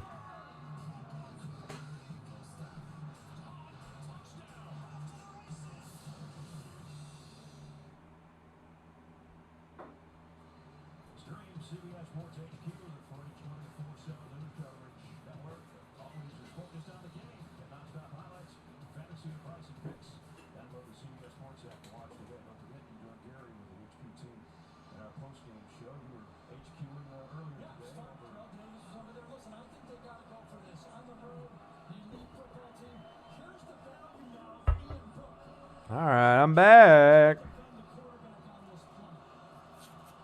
Georgia 0, Notre Dame 0. I love people dressing up for football games.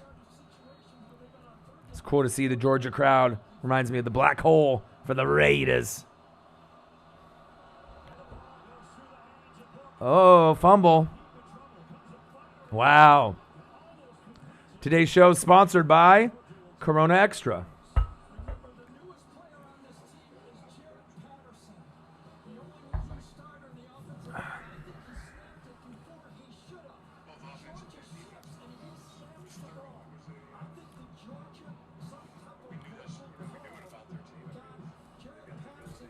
Disley, baby, Disley.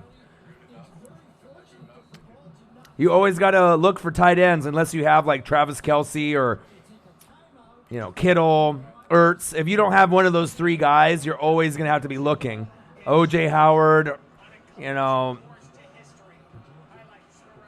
count on him every year. Ebron, obviously we saw him do awesome last year, but this year he sucks in fantasy. So new guys have come up, and like Waller from the Raiders and Hawkinson. I feel that those two are the next up-and-coming guys, but I really, really like Waller. I think he has a chance to be a top 5 tight end fantasy-wise at the end of the year. I mean, I picked him up, so. All right, Fromm, let me see what you got. Brian, 21. Appreciate you, man. Of course, I got the energy for days. You see my grind every day, as long as I'm not sick or I got a family emergency. All right, Fromm, I see you. Nice little handoff. Georgia's starting off a little bit slower than I thought, but.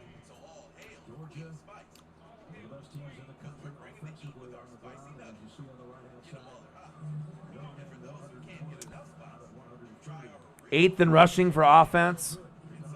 5th in yards per rush. Georgia, 7.6. So put some damn points on the board, Georgia.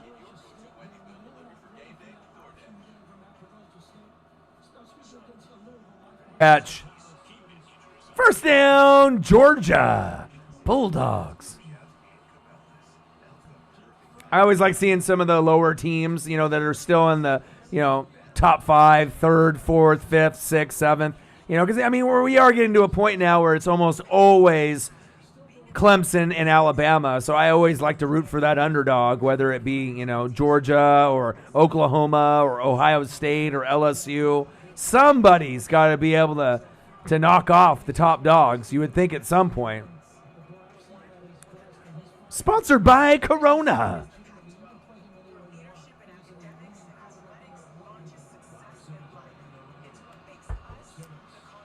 All right. Georgia, pounding the rock.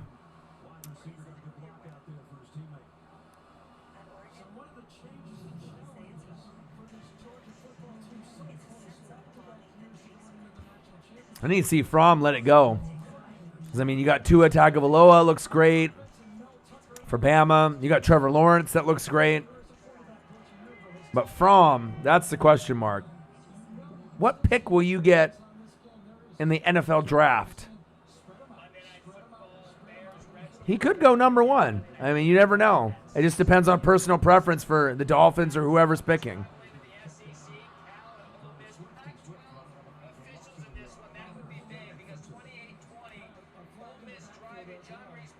Someone dropped Michael Gallup today. Would you pick him up over Boyd, Tyrell Williams, or Godwin? No, but I would drop another player for him. Who else do you have on your team? Can you, if you have let me type out your roster and see who you have on the bench for like running backs or second defense or whatever you have, because you might want to pick him up. I have him in my $1,200 money league on the bench. He's going to be worth having, but I wouldn't drop him over Boyd, Tyrell, or Godwin. So you'd want to drop someone else, like one of your other backup running backs or backup defenses, to get Gallup. What game am I excited for tomorrow, Brian 21? I'm excited for the Chiefs and the Ravens. By far, that's going to be the best game. It would have been up there for the Saints going to Seattle with Drew Brees if he was healthy. Then that would have been on that same lit level. Saints, a potential playoff team, potential Super Bowl team before Brees went out with the injury, going against a solid playoff team in the Seahawks with Russell Wilson. But definitely Chiefs and Ravens is going to be the best game tomorrow. I'm excited for that one. I love me some Mahomes, the best quarterback in the NFL, period.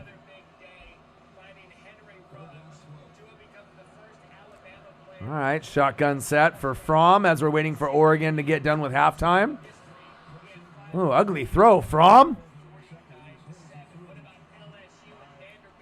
Fromm not looking that good. All right, you got Goff, Mack, Peyton Barber, Michael, Thomas, Godwin. Ingram, Boyd, Jaguars D. Tucker, Connor.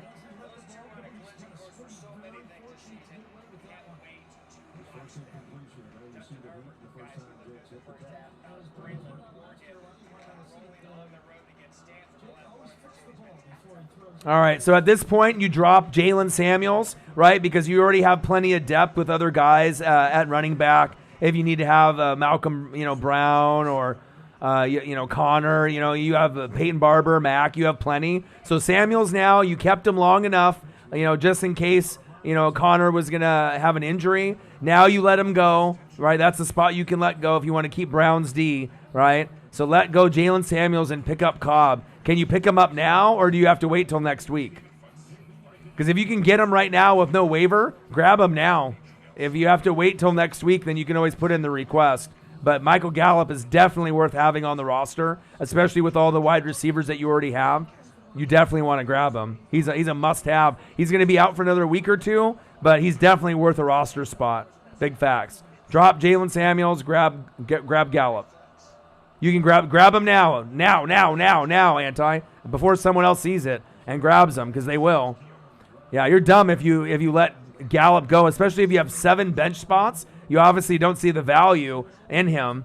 He had the best training camp out of any Cowboy player, period, this season, and that's why I drafted him. A lot of guys didn't draft him. I did. I drafted him in like the 8th round because I knew he was going to be solid. And then certain games he'll play better than Amari Cooper because he'll get more targets. So the meniscus, is going to be, he's out for 2 to 4 weeks, but, he'll be a nice stash on your bench for someone that you could definitely go through a lineup each week and consider him playing in the flex, depending on who you have. So, yes, whoever let him go is stupid.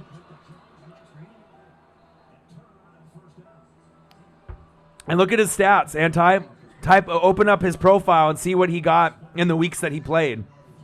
Nice. He's got good stats. I used him as my flex for the first 2 weeks, and I went 2-0. You know what I mean?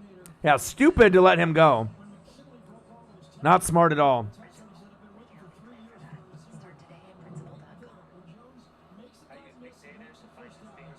Michael Thomas, Boyd, Godwin, Gallup. Yeah, wow, amazing. And Tyrell, woo, you got all the best ones. All my sleeper ones from this year. My sleeper wide receivers this year were Boyd, Godwin, Gallup, and Tyrell Williams, and you got all 4. That's awesome. I got all of those guys too. So if I'm telling you to be able to get the right guys. And the thing is Gallup is good enough to start even though he's the second option. Boyd is the first option. Michael Thomas, first option. Godwin, first option. Tyrell's a first option. Gallup is second option to Amari Cooper, but he can still put up numbers like a number 1. And that's why I like Michael Gallup. He's really improved this season. Yeah, what depth you have. Stacked. Big time. Did you see that? You just hang on to your roster and make those adjustments and, see what's available and just keep getting better and better and better each season. Yeah, I love your team, man. It's fire. Who else is on the wire for defense besides Cleveland Browns and the Jags? Did you play the Jags? I imagine you did.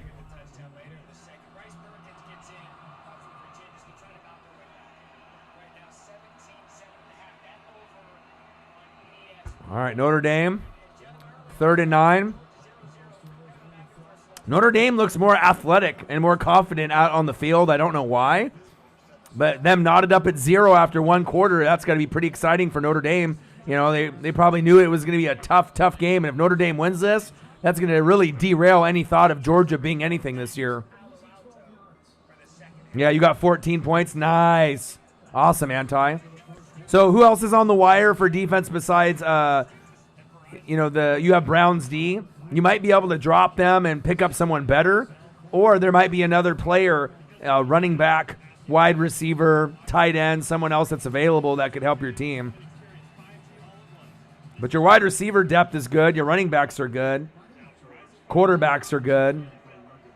It's like me grilling at home. It tastes very similar to that, except the seasoning. I probably can't season it as well as Chick-fil-A. Yeah, 14 points with the Jags D, and that's nice. Honestly, the best nuggets I've ever tasted. My name is Meredith, and the little thing I love about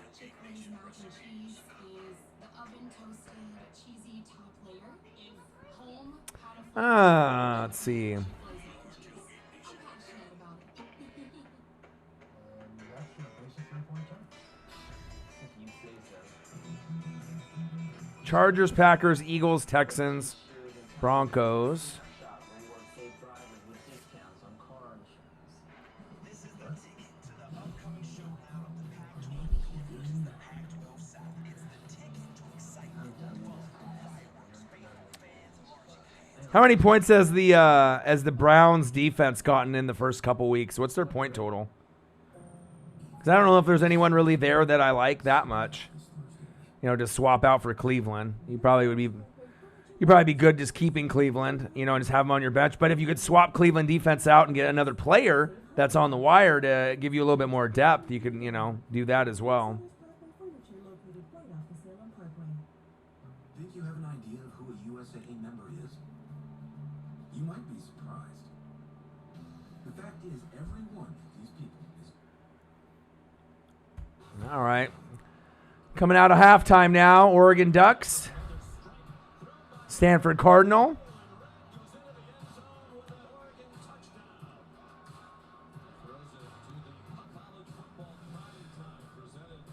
Yeah, your team is good. I mean, you don't not necessarily need to get anybody else, you know, at this point. Team looks pretty solid. All right, Todd Blackledge. Yeah, need more big plays from Stanford if they want to keep this a game. Run hard, but just nothing to show for their passing game. No downfield passing, and they've done a decent job getting some pressure on Justin Herbert. All right, Saturday night, Stanford, Oregon, Cardinal, Ducks.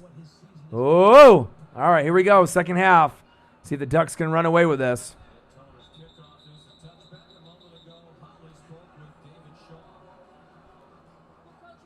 Yeah. Yeah, Hawkinson's going to be one of those guys that he'll be good one week, bad one week. So it'll be tough to decide on when to play him. But as long as you have someone to swap with him, you know, that'll help you out.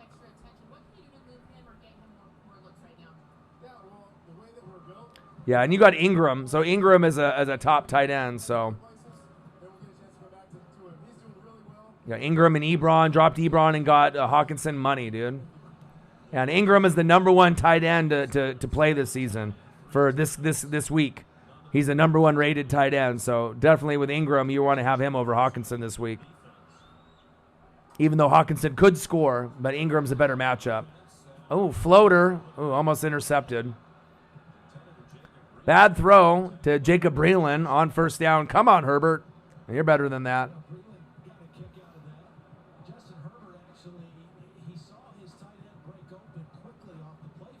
Come on, Ducks.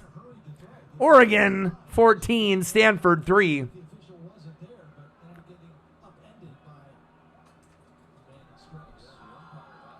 Little handoff up the middle, gain of 1 or 2.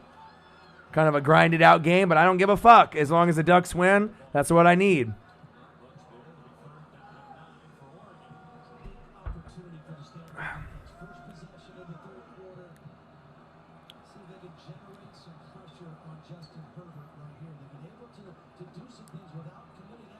Yeah, I like your other team's nice too.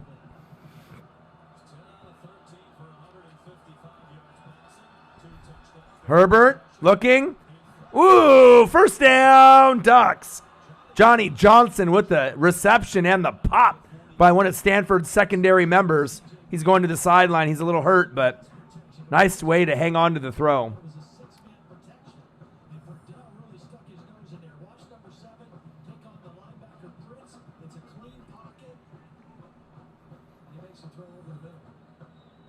Yeah, I like your team, man, Anti. Both teams are fire. All right, handoff. Running to his left, Verdell. Stanford's definitely popping out there. They're hitting.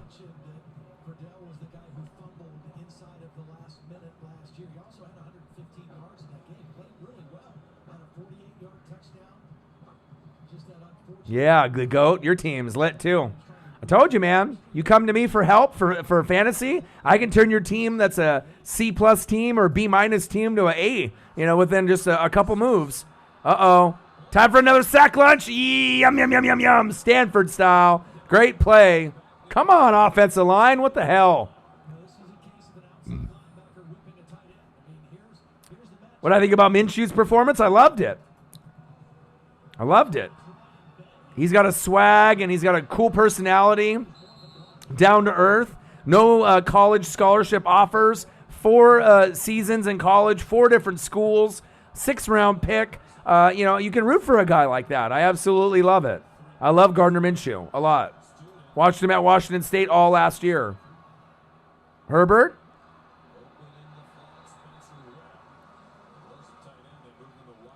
All right. Gain of a couple on the pass. Ducks are about to punt.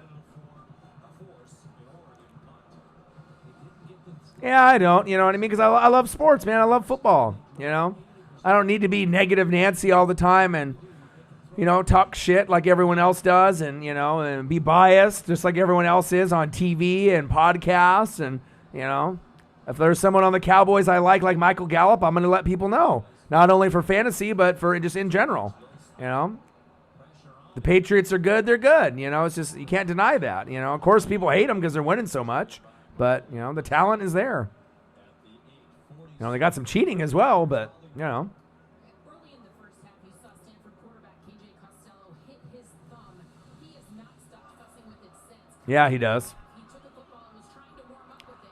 Minshew. One of his teammates was struggling to put some pressure on the ball with his thumb as he would wrap his hand. Yeah, but Nick Foles isn't getting his job back. And that's facts. Big facts. This is Minshew's team moving forward. All right, KJ Costello, the senior, not looking that good today. 12 minutes left in the third quarter. Got to do something. Come on, Ducks. Get your fucking defense in there. Hit his ass. There you go. Sit down.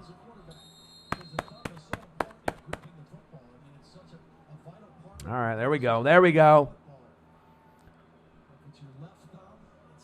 2nd down and 5 for Stanford.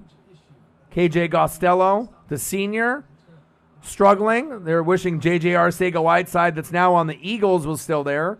Another weapon for him. But again, this team is 1-2. The Ducks cannot afford to lose this game. No, I don't think Foles is going to get his job back. I think this is Minshew's team moving forward. And Foles can either sit on the bench or go to another team. But yeah, he ain't going to get that job back, period. You can already see the whole town and the organization is behind Minshew, already. You're going to have a quarterback controversy if you end up putting Nick Foles back in after.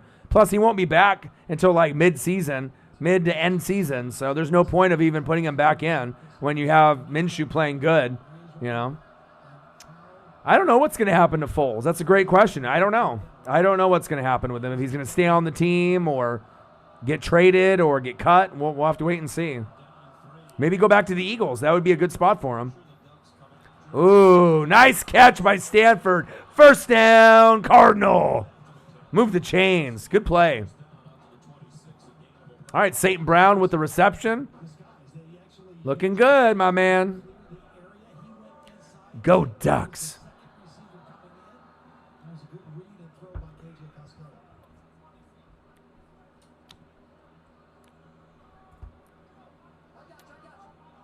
All right, come on, Ducks.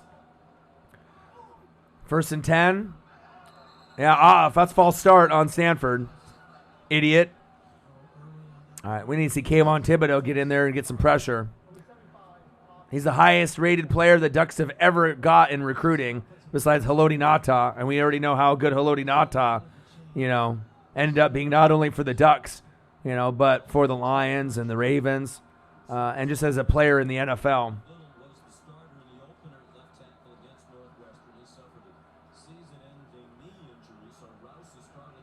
The GOAT. Do you like goats? The GOAT, as in Michael Jordan? Of course I love Michael Jordan. All right, shotgun set. Stanford. Another false start. Go Ducks, go Ducks, go Ducks.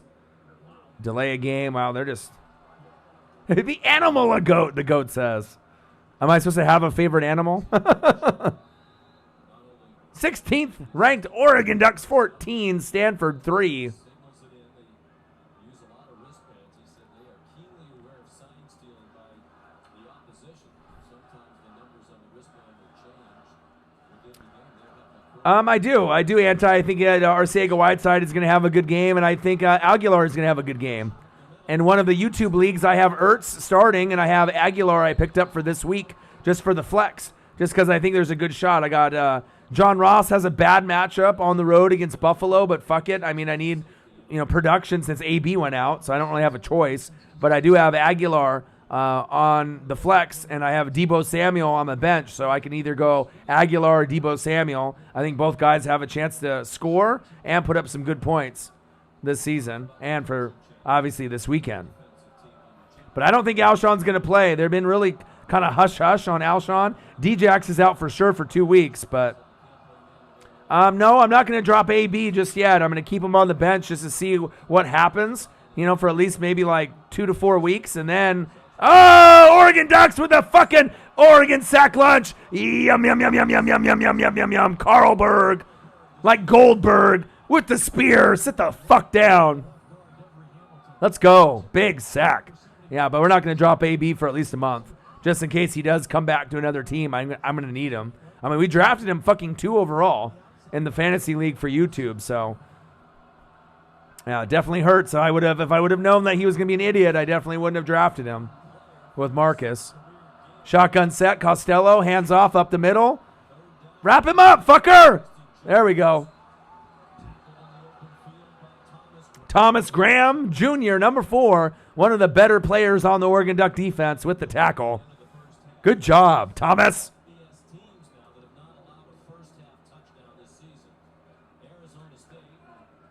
Yeah, I don't know if Alshon or Goddard's going to play. I mean, I wouldn't.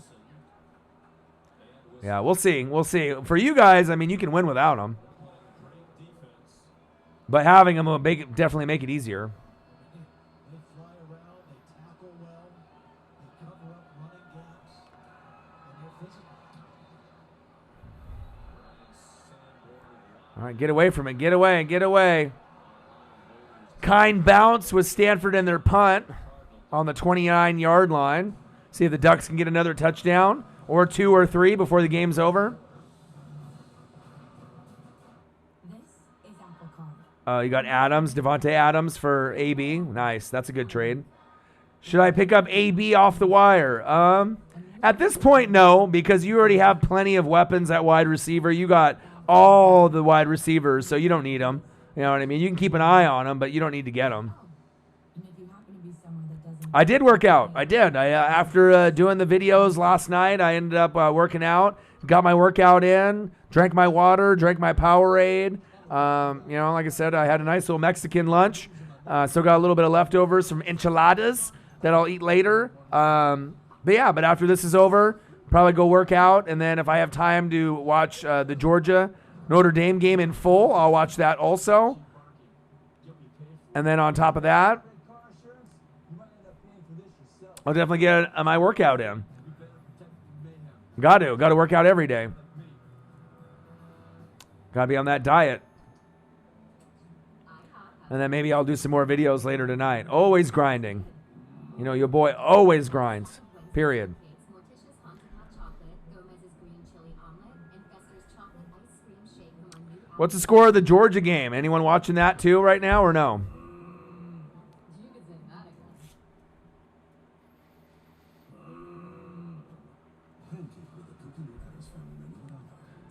Powerade? I like the blue and the green. Those are the only things I drink because I don't drink soda anymore. I don't really drink coffee really that much or anything, so it's pretty much Powerade. It gives you that flavor. I don't mind Gatorade either. Gatorade Blue is good, and all the Gatorade flavors are good. But I don't know. I just been kind of. They have Powerade in the machine at my complex, and then they also have good deals at the stores down the road for big Powerades at my down the road from my house, where I can get a big one for like 90 cents. So usually I lean towards those instead of spending the same amount. As far as like drinkage you know, on like a $2 Gatorade when I can get a Powerade for $1 or less. So.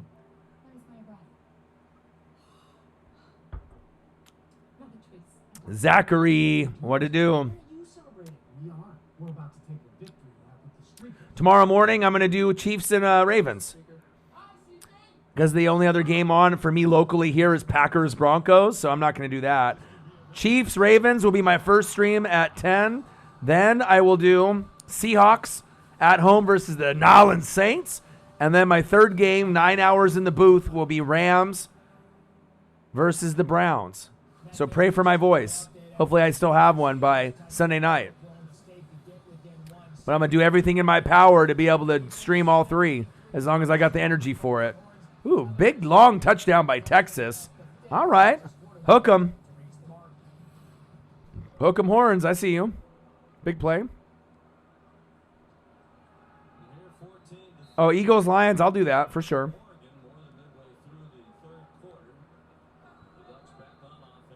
Yeah, the Chiefs and the Ravens is the first thing in the morning.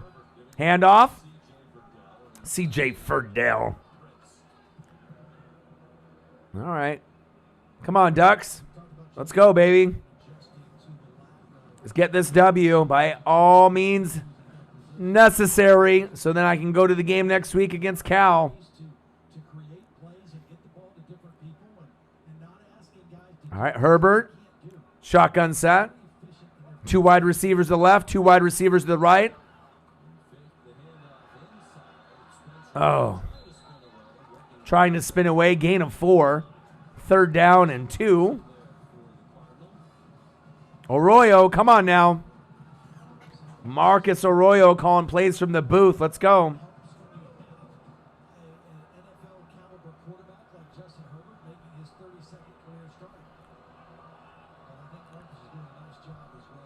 All right, shotgun set. Herbert, 13 for 16, 2 TDs so far, looking great. Nice pass, Herbert. Big tackle. First down, Ducks. Move the chains. Let's go.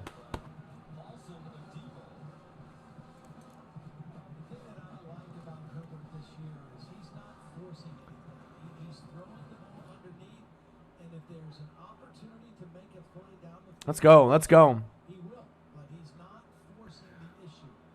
Shotgun set. Herbert. Hands off up the middle. Is that Verdell? Yeah, Verdell with a short game. They need to get Sean Dollars in there, but he probably won't get a shot till next year or in games that we are blowing other teams out. But he's got a lot of potential.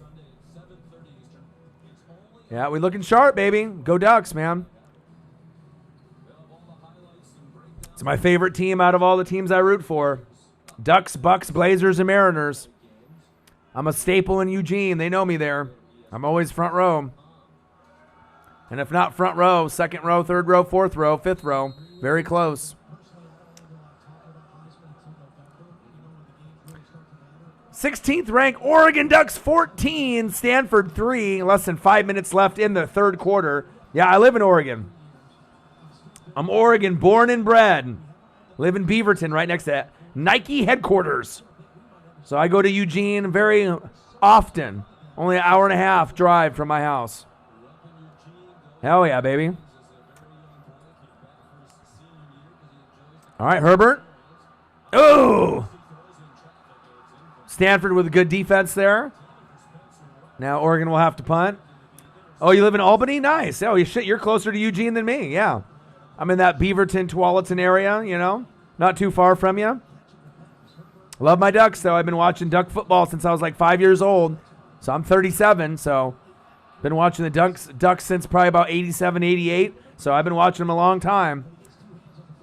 But, yeah, whenever I go to games, they look for me, you know, because I'm always the only one with the chain and with the gloves. You got the chain and the gloves, and you're in the front row. You know, the cameraman are all over you. They look for you.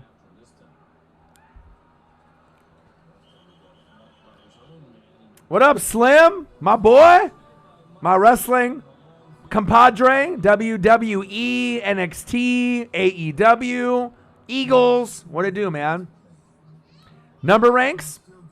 Well, you got over 100 teams in Division I, so they have to rank them from 1 to 25. A lot of it's biased, as you would assume. You get certain people that vote, the coaches vote, AP, Associated Press, lots of, garbage voting, you know what I mean? But they usually get it somewhat right, for most of the year. Zach says, fuck the Beavers. Well, they're not even worth even a swear word. You got to be on our level competition-wise. I mean, the Civil War isn't even really a game anymore. That's our real rival really is like UW, Washington State, Stanford, USC. Those are more rivals, than the Beavers. That's big facts. Quicksilver keeps things simple, Gary. And smart, like you. I like that. That's pretty smart. Yeah, but I know where Albany is. You're not too far, man. I'm one of the biggest, Oregon Duck fans, period. And I'm not a homer or a guy that hopped on, when Chip Kelly was there. I mean, I've been watching football when Chris Miller was there, way back in the day. Tony Graziani, way back in the day. Even before Joey Harrington, you know what I mean? Even before, Dennis Dixon and all those. So, yeah, big Duck fan. If you ever go to the games or watch the games on TV, I'm usually on TV almost every time when the games are in Autzen. Look for me. You'll see me. Oh, Michigan game in the Big House? I'd love to go to Michigan and watch them in the Big House. I mean, shit, if the game was in Michigan today, the GOAT, the result might have been a little bit different. Just Wisconsin this year with Taylor, I mean, he's incredible. He's like the next Saquon Barkley. If they didn't have him, you guys probably would have won that game, or at least would have been a little bit closer. So Notre Dame 7, Georgia 0. This is surprising. But Notre Dame came out a little bit more active out there. Zach Cheney's there. Are you famous? I don't know. I mean, I don't know. I'm pretty well known, Our YouTube channel's only been up for 2 years, and we're already past 2.6 million views. I mean, I know some people get that in one video, but just for, a Northwest sports channel with me and Marcus, we're almost at 20,000 subscribers in 2 years, so we're off to a good start. But people in Eugene know me, Usually if I go to Blazer games or Mariner games or Duck games or Buccaneer games in Seattle, they know who I am.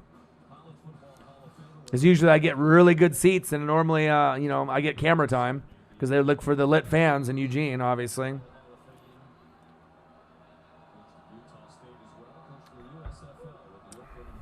I wouldn't say I'm YouTube famous just yet, but we're getting there.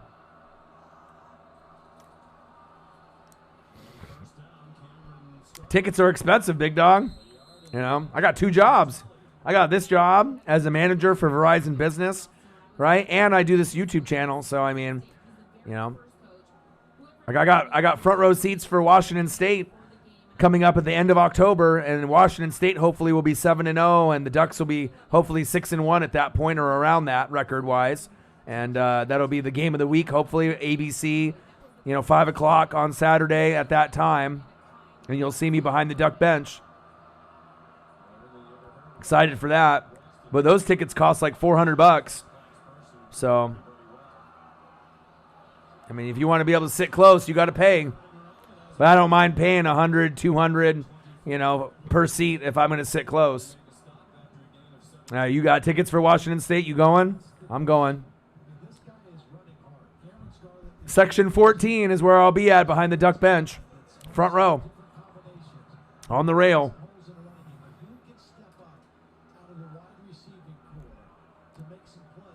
And I might go to Cal next week since Cal won, and they're undefeated at 4-0. Pac-12 opener for the Ducks. I might go to that too. Just depends on how much money I want to spend with my buddies and my girlfriend. So. Uh-oh, Slim. That's not good.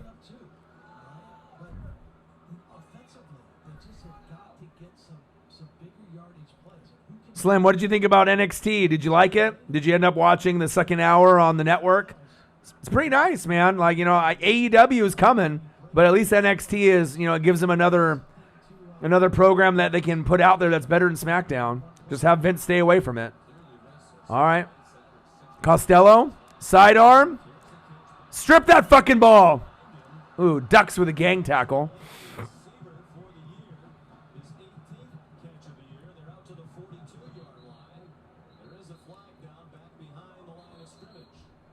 Yeah. And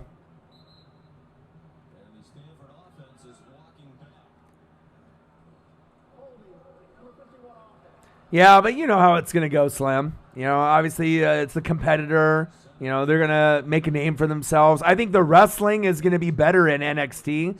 In AEW. I think the wrestling in AEW is going to be better, more unique moveset. You know, some of the names won't be as known, but I mean, we'll have to see with presentation and also because they got Tony Schiavone from WCW, right? And they got JR. So I'm leaning watching more AEW personally, but I like Undisputed Era. You know what I mean? I love them. So we'll see where it goes. Should be fun, though. Costello, sidearm. Wrap him up, Ducks. Come on now. There you go. Fuck him up.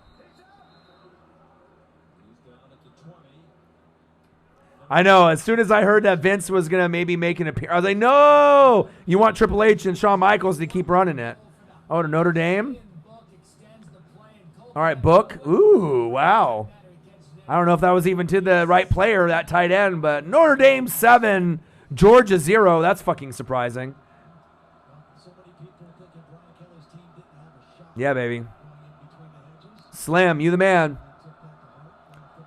Yeah, I'm definitely going to have to try to link up with you, though. I say that every time we're in the stream together, but I'd love to go to a wrestling event with someone that actually loves wrestling like me. I mean, there's not a lot of us out there anymore. There's a lot of closet wrestling fans that say it's stupid and it's fake, and they talk shit about it in front of their friends, and then you talk to them, hey, did you watch Raw? Yeah. Yeah, you motherfucker. Why are you so scared to say that you watch it? I mean, there's nothing embarrassed about it. Dude, especially I've been watching, you know, way back in the day, Andre the Giant and, you know, Superfly Snuka and Hulk Hogan and Hulkamania to the transition to the NWO and, you know, Chris Benoit and Eddie Guerrero. I mean, the wrestling used to be so much better.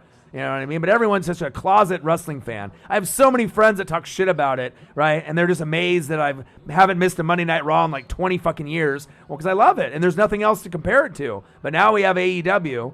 But I was more of a WCW, ECW guy. Rob, Van, Dam, Sabu, right? And then a lot of the NWO members, Hollywood Hogan, Scott Hall, Kevin Nash. I know, I'm NWO for life, brother. New world order for life, brother. You know, it is what it is. And it's definitely not as good as it used to be. But if you love wrestling, I mean, you're not going to stop watching. Just like football. You know, if you love something, you're not going to give it up. They are going to have an elimination chamber, Slim. I looked at the schedule. I kind of peeked in advance for next year. And I believe in February, elimination chamber is coming to Moda, coming to my hometown in Portland. So I'm going to go. So that's kind of exciting. They usually don't come here that often, and it's usually for like a booty SmackDown or maybe a Raw or a house show. So elimination chamber, me and my buddy are going to get floor seats. So I don't really care how much I spend. But I'm not like you when you get to go to all those NXT takeovers. I'm jealous, man. Those are some of the best pay-per-views that are on TV, period. Brooklyn takeover especially.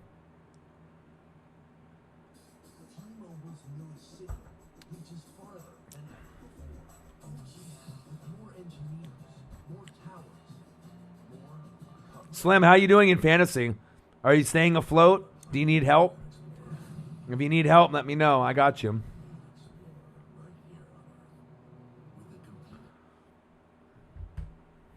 No signal goes farther or is more reliable in keeping you connected. Corsair. Dear Scout, Bear, Spider. I know, and that's what I like. I like the energy. You know what I mean? NXT energy is different. You know, the crowd chanting NXT is like how they used to chant EC dub, EC dub, EC dub, and you felt it. You know what I mean? It doesn't have to have 20,000 people. It's almost better if it just has like 5, you know, or 2 or 1. You know what I mean? You don't need that many people for the whole crowd to be lit and just enjoying the show. And it doesn't even really matter of the roster. As long as they're performing fast, clean, and, you know, unique moveset. You know, you'll get the crowd going, you know. I mean, I think I'm going to be watching more AEW and NXT live. I mean, I watch everything, so I'm still going to watch Raw and stuff, but I mean, SmackDown's ratings will probably go down unless they're doing the draft to kind of, you know, swap out the roster. but they definitely need to make changes to it. 2-0 in your money league. Nice. How much is your money league for, Slim, if you win? $100 for the winner? 200? $50? 300? Yeah, I mean, you've heard of me talking about the one that I'm in. I got 2 that I'm doing right now. Me and Marcus are doing the YouTube one, and we'll have a prize at the end of the year. But the one that I'm helping my buddy in is a $1,200 money league. $700 for first place. Nice. Yeah, the one that I was in with my friend is a $150 buy-in, and there's 12 teams. So first place gets $1,200, second place gets $450, third place gets $150. So I'm definitely trying to get top 3. You know, ultimately first place, and I'm 2-0. And I was projected to win every game except one, and to win the championship once they gave the grades out. I got an A grade, so I'm hoping I can find a way. 700, 400, and 200. Nice. Yeah, and it's not just about the money. I mean, the money is a big part of it, but the respect and, being first place and, knowing what you're doing. A sleeper option that you can do, and I did it this morning, Slim, that you can do in your league. If Golden Tate is still on your wire, if you have a booty player on your bench, dump him and put Golden Tate on your bench, because he's going to be the number 1 option for Daniel Jones besides Shepard and Ingram. So I ended up having Deebo Samuel. He has a bye week next week. So I decided to throw Tyrell Williams in the starting lineup, even though I didn't want to, because I'm going to keep him long term. And I dumped Deebo Samuel since I picked him up this week, and I picked up Golden Tate, and I have him on my bench. And I only have 4 bench spots, not 7 like everyone else. So I can't pick up a second defense or second QB or have the luxury of having some of these positions. So it's usually a backup tight end, a backup running back, and 2 backup wide receivers. But you may want to consider Golden Tate, anyone that's listening. If Golden Tate is available, depending on who you have already, that might be someone that you want to stash, because I know Daniel Jones is going to go to him. And for a guy that's been suspended for the first 4 games, got 2 games to go, he'll be available week 5. He could help you in the flex or wide receiver 2, depending on who you have. And I picked him up. So you got to think 1 week in advance. That's what you got to do. All right. Red zone attempt. Georgia, touchdown, Bulldogs. Okay, Georgia finally on the board with 2:27 left in the second quarter. Swift with the touchdown. Okay, 7-7, we have ourselves a game. Notre Dame, Georgia. All right. I had to click over since I noticed they were in the red zone there, and the Ducks are in commercial. Okay. Well, hopefully everyone's having a great Saturday. College football is for the boys. And I'm here watching my team play. I was just going to watch the game or possibly do the Georgia and Notre Dame game live stream. But, I mean, the Ducks are my favorite team out of all my teams that I follow. So it's like if they're on at 4, it's like, I got to watch it all the way through. I can't just not watch it. So I figured I could either hop on and talk with you guys and do the game and call it, or to sit on the couch and watch. So I figured to record. Might as well. Show my grind, you know what I mean? Hi, I'm Brad, and my favorite treat is perch.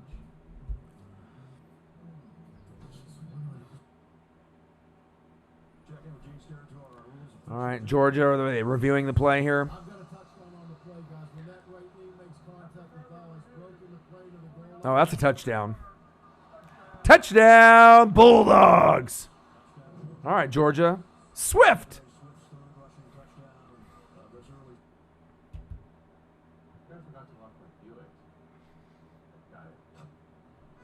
I bet you lunch can't make it in there. I'm taking sushi.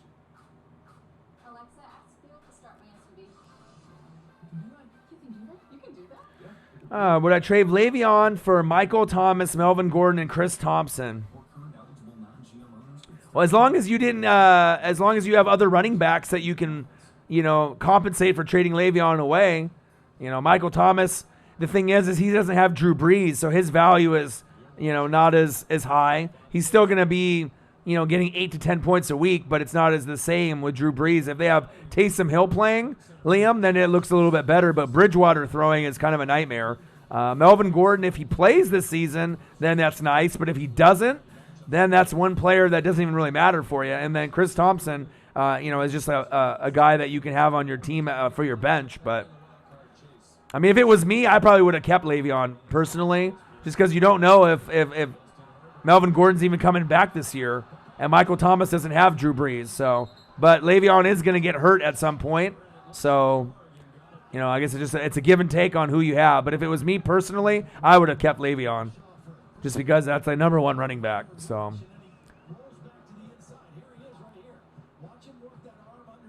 You got Montgomery, Lindsey, Freeman, and AP. Well, you can start Montgomery and Lindsey then, and then have AP, on your bench. So,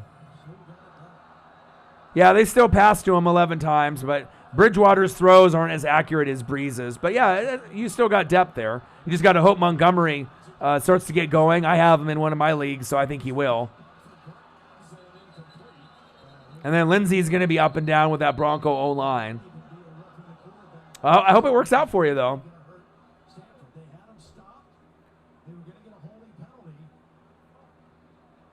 Or at least hopefully a Melvin Gordon comes back for you, so that'll compensate for the Le'Veon thing. And then it's like a 2-for-1. Because, I don't really think that Chris Thompson's value is that much, but. Okay, Odell, Hollywood, and Michael Thomas now. Bench Ross and McLaurin. Okay, nice. You got nice wide receivers then. So you could probably go like wide receiver 1, wide receiver 2, and then a flex. You just got to decide on those 5 guys what's going to be the best 2 or best 3. And sometimes McLaurin and Ross are going to be better than Odell, Hollywood, and Michael Thomas, and that's big facts. So it's going to be tough for you to decide, but, You got Zeke and Eckler. Nice. That's a nice 1 and 2. Lindsey on the bench. Not bad. Herbert. Get rid of it. God, they're just beating the shit out of him. Oh, and you got Josh Gordon too. Okay. Yeah, so you got a lot of depth.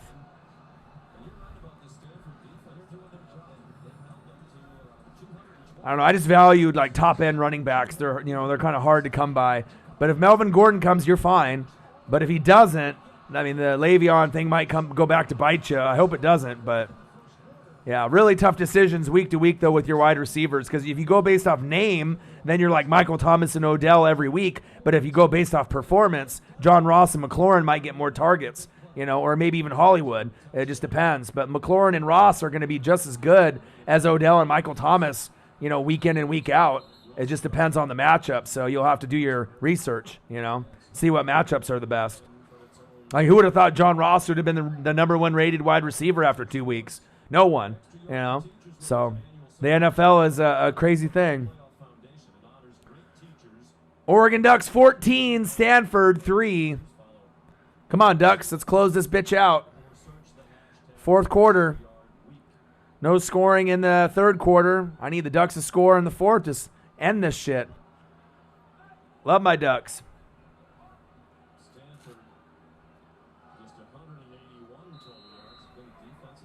Yeah, you're 2-0. Yeah, like I said, we'll see what happens. But if you need help, going through your roster and your lineup, I can help you if you need help. I got probably like 20 or 30 people that come to me every week for help, and most of them have money leagues because they know they need another suggestion. Ooh, good hit. Incomplete. Costello throwing to the tight end.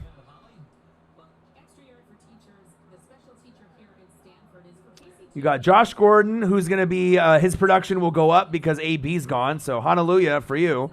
Thielen's nice, even though Kirk Cousins has played kind of booty the first couple weeks. Keenan Allen's a stud. Hollywood Brown's a stud. Yeah, I love it. Aaron, your wide receivers are dope. You know what I mean? You just have to decide on which ones that you're going to want to start, if you want to put one of them at the flex, or who's going to be on your bench, So you have to look at matchups week in and week out.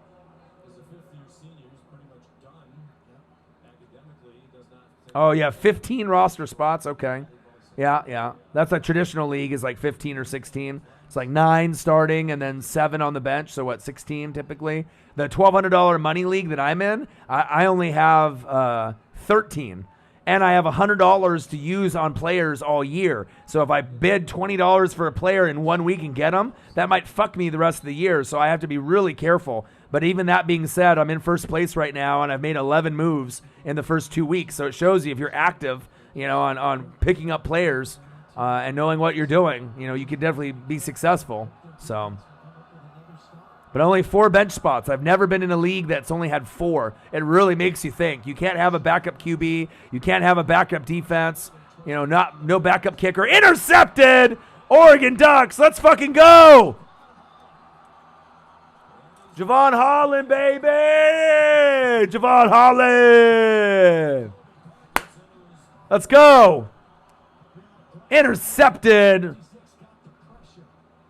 Javon Holland. Let's go, baby. Hell yeah. His throw, it was underthrown and wobbly because of the pressure, and Holland is able to come up with the interception. But Yeah, nice.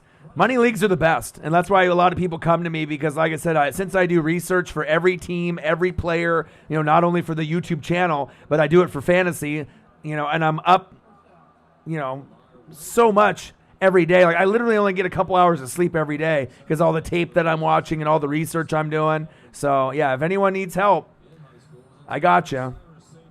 But, yeah, I'm trying to win my $1,200 money league. My team is nice. I'll read you off my team, all right?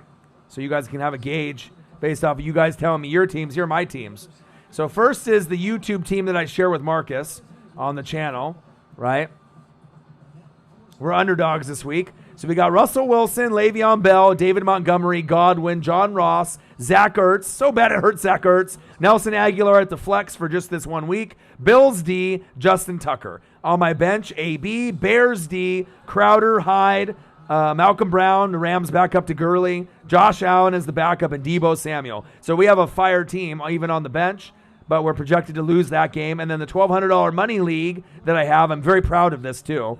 Patrick Mahomes, Tyler Boyd, Tyrell Williams, Saquon Barkley, Aaron Jones, Waller from the Raiders at tight end, Peyton Barber, Justin Tucker, and Chicago D, Peyton Barber, the Bucks running back at my flex. At my bench, Adrian Peterson, Michael Gallup, O.J. Howard, and I snuck in Golden Tate about 2 hours ago and dropped Deebo Samuel because I think Golden Tate will have great value with Daniel Jones in about 2 weeks for the rest of the season, and then I can contemplate between him and Gallup for my flex. So there you go. I'm trying to win this money. You feel me? And doing little things like that, the team is lit. You know what I mean? It's funny, too, because I had the first pick in the draft in this $1,200 money league, and then I went Saquon Barkley. But then it was a snake draft, so I had pick 23, 24, like 44, 45. So I got to pick back-to-back the rest of the way, but I would have to wait about 20 picks to do it. So when I had 23rd and 24th, I picked Aaron Jones and Mahomes, and they all talked shit. They all was like making fun of me. You're an idiot. You're an idiot. Why would you pick Mahomes in the second round, even if that was a back-to-back pick? But my team got an A grade. I had the best draft. I'm 2-0. I'm first place in points. And now they're not talking any shit. So obviously, if you only have 4 bench spots, you can take a risk and draft Mahomes higher if that's the guy that you want. Because if I would have waited on Mahomes and picked up a wide receiver like Thielen and had Saquon, Aaron Jones, Thielen, Mahomes would have been gone by pick 45. Because I would have had pick like 45 and 46. So I looked at all the picks from pick 23 to 50 and saw who had the best value. So I went Saquon, Aaron Jones to have a stud running back combo, right? And then Mahomes. And then those 3 guys alone can score me 70 to 80 points a week if they hit. So, sometimes you just have to know what you're doing. Touchdown, Ducks! Jacob Ducks taking off now, baby. Let's go. Hell yeah. and you're going to see 3 defenders that bite on the screen. But they bite because he uses that little shoulder hitch like he's throwing it, and he reloads quickly and gets the ball down the field. He does that really well, and he also does the play fake where he shows the ball and hunches. Jacob Breland, 4 receptions, 60 yards, 2 TDs. I fucking love it. Extra point is up. And is good. Ducks 21, Stanford 3. Hell yeah, Herbert. You're the fucking man. Broken coverage. Thank you very much. Touchdown, Oregon. Let's go.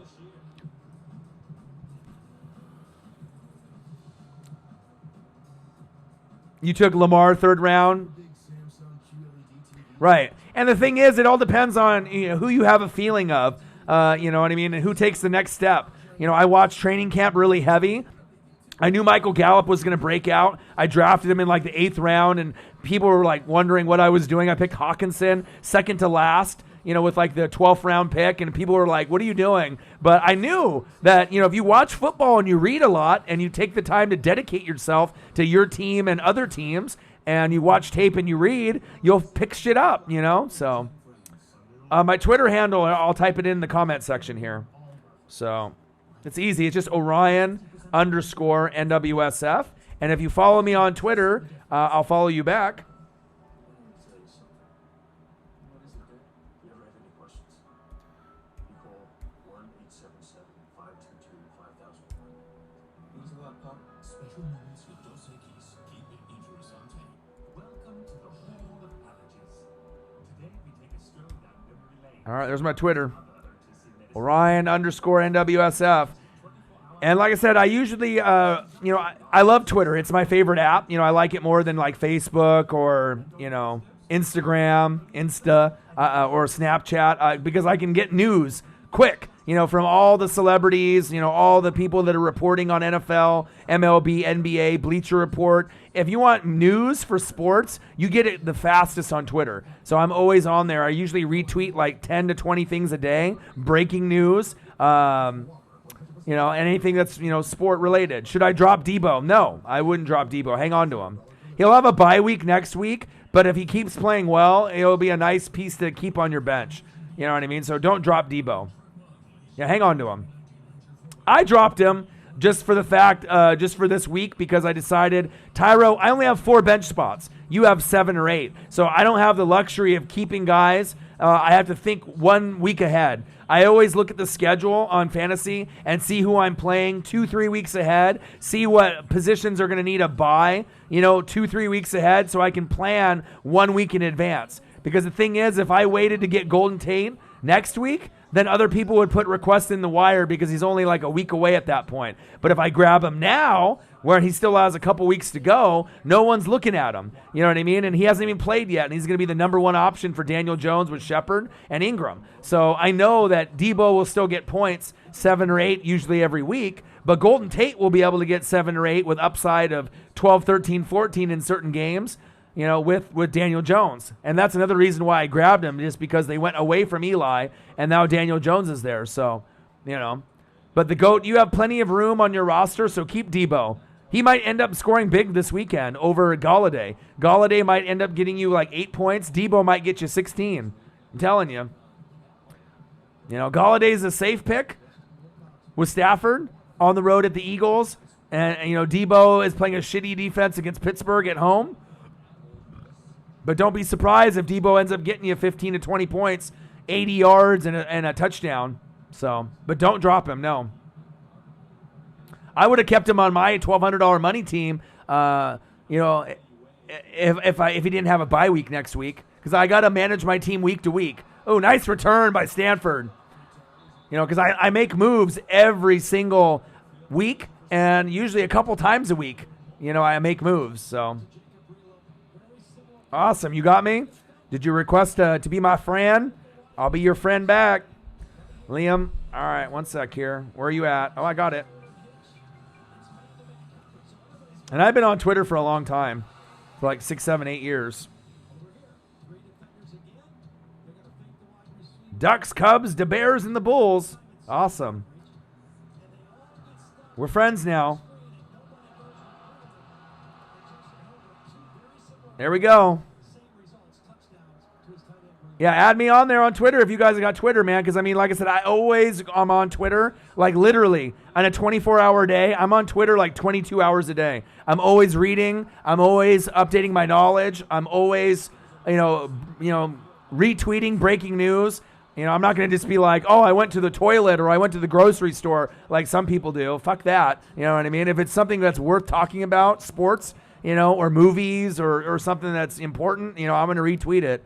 But usually I'll tweet out a couple times of maybe personal stuff. But then other than that, usually 15 a day are just sport-related things that are breaking news, whether it be MLB, wrestling, NFL, college football, NBA, whatever it is. Yeah, I love Twitter.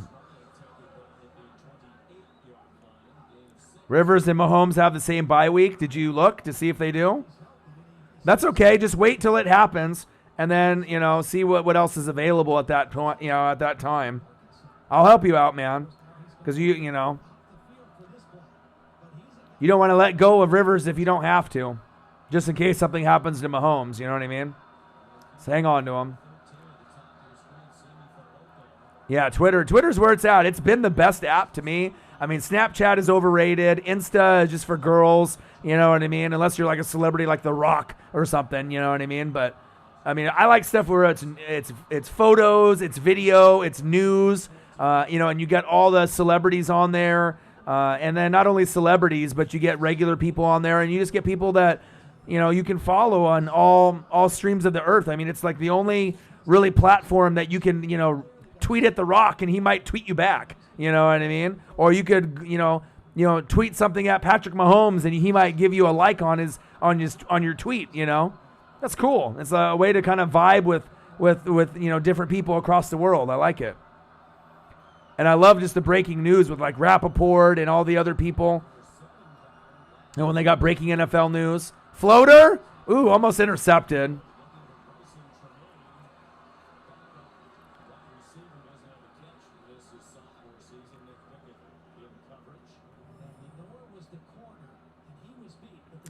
Yeah, I'm a Ducks fan, but the thing is I'm very high on the Cowboys. I'm a Bucks fan, so I mean I'm miserable, week in and week out with my Buccaneers. Mariners are my team too, and they're horrible. Blazers and Ducks are my only two good teams. But I do really believe in the Cowboys, and a lot of people in the national media like to talk shit, right? But the Cowboys are for real. I could see them making the NFC Championship game this year, or maybe even overachieving and making a Super Bowl. Who the fuck knows?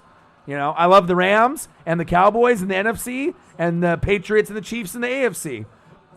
Those are the top 4 teams in the NFL right now. And if you don't think so, and you don't think the Cowboys are good, then you're not watching football. Kellen Moore is great. Best OC in football right now.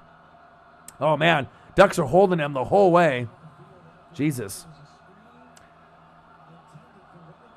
But I'm one of the, even though the Cowboys aren't my team, I mean, like I said, I'm a fan of greatness,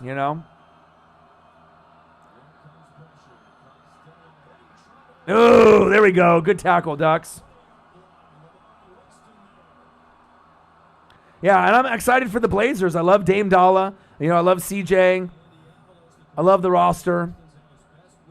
When Nurkic comes back, will be nice. I got Hassan Whiteside, Bazemore, mating over compensating and getting further than we ever thought we would in the West Finals, even though we got swept by Golden State. I think we knew that. But just to get out of the first round was exciting because, I mean, the Ducks, have their ups and downs. The Blazers have their ups and downs. But for the Blazers to get out of that first round was awesome for me being a Blazer fan since I was a little kid. I mean, I've been watching Blazers. Field goal is up and it's good. All right, Stanford. Ducks 21, Stanford 6, 7:32 left in the fourth. So this one is over, more than likely. Just need the Ducks to get one more touchdown, one more field goal. But, yeah, I'm excited to see what the Blazers can do. Are they going to make the West Finals again this year? Probably not. But, lots of competition. Even Golden State with, KD gone to Brooklyn with Kyrie and injured and Klay Thompson out. Steph Curry and Draymond are still going to be good. Houston will be good with Harden and Russell Westbrook. LeBron and AD on the Lakers. My favorite team in the West is going to be the Clippers. Paul George, Kawhi Leonard, Patrick Beverly, Mo Harkless from Portland. You got 2 six-man Man of the Year awards. Lou Williams, Montrezl Harrell. So they got a nice squad. Yes, I am from Oregon. I live here in Beaverton near Nike headquarters. Big Duck fan. The biggest one on planet fucking Earth. Yeah, Nasir Little from North Carolina. I think people don't realize they already know me for NFL and college and stuff, but I think once the NBA season starts and I do live streams for that too, people will be really shocked on, how much knowledge not only I have, but me and Marcus have for NBA, MLB, and me also on top of that with wrestling and anything else. I mean, I can follow pretty much anything. I'm 24/7 sports. Period. Making your house home. Rocket Mortgage. Yeah, but I like Nasir Little. I like the Blazers roster. And another sleeper team is going to be the Denver Nuggets. I really like them. You know, Portland barely got past them last year, but I like their team. They play hard for each other, and I like that. Utah Jazz, another one too. But I'm excited to see Zion come to Portland. Ja Morant come to Portland. I'm probably going to go with my buddy. My buddy's got like a 12-game pass to go to the Blazers this year, so I'm going to go with him for a few games. I'm excited. I think we're sitting, there's like 100 level, 200 level, and 300 level, so I think we're sitting in the 200 level, but we'll probably go a couple times this year to 100 level. So, love me some sports and wrestling. That's big facts. What's the score of the Georgia Notre Dame game? Anyone? Comment below for me. Help your boy out and the rest of the people in the chat, please.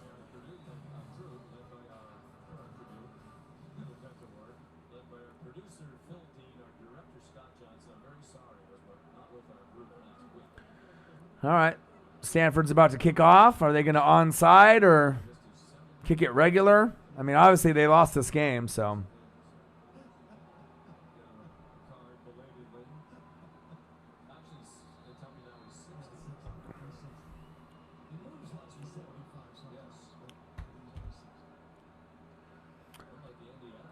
Oh, Stanford with the onside kick. Onside!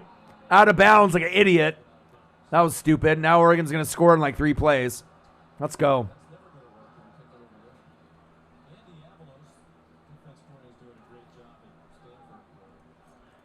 Let's go, baby. Okay. Yeah, I'm near Tualatin. You work by Tualatin? I'm around that area.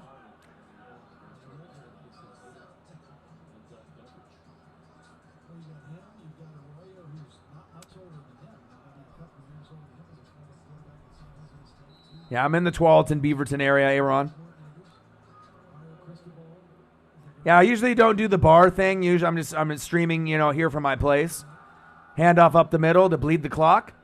But during football season, I'm usually in Eugene, and that's usually where I'm at. I watch Duck games, and usually when I'm there, I'm sitting close behind the Duck bench. So one of their like team spokesmen, as you could say. Super fans for the Ducks. Yeah, but the cameraman and Duck Vision board, they always look for me every game I go to, because just if you have the chain and you got the gloves, they're looking for you. The gloves are from 2011, so during the Rose Bowl season versus Russell Wilson, so they're very limited and rare. So anyone that's got gloves, they're definitely looking for those type of people. All right, Ducks running hard. CJ Furdell. First down, Oregon.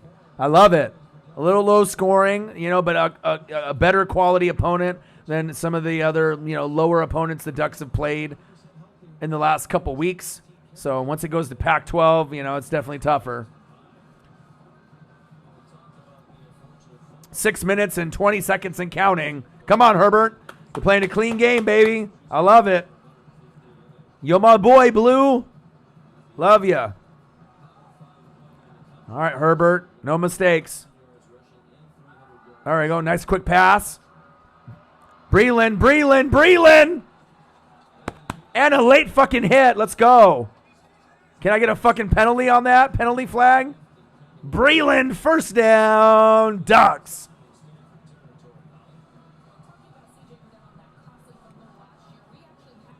About to score again. Let's go.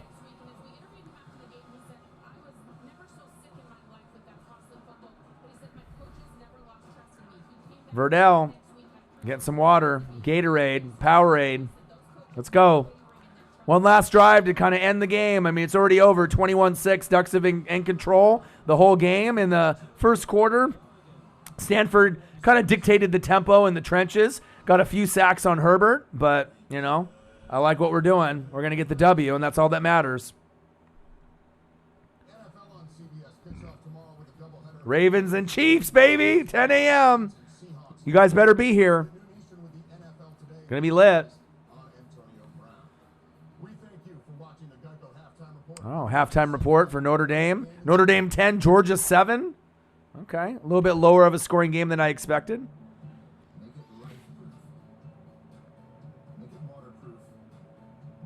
But I hope everyone's having a great Saturday.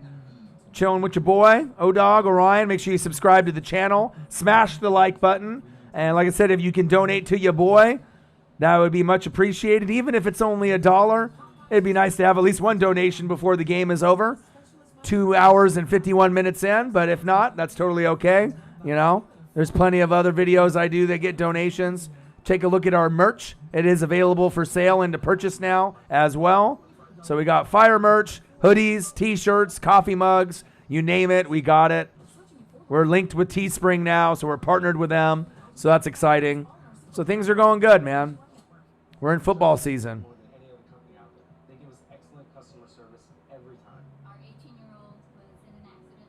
USA took care of the car rental and getting her car towed. All I had to take care of was making sure that my daughter was okay. If I met another Ah, Corona. So good. tell them you need to join USAA because they have better rates and better service. We're the Gomez family. We're the Rivera family. We are the Kirby family, and we are USAA. Oh, yeah. for life. Get your auto insurance. Mahomes I stood outside assessing the situation. versus Action Jackson. New Wave. Yeah, it's going to be awesome. Fun game.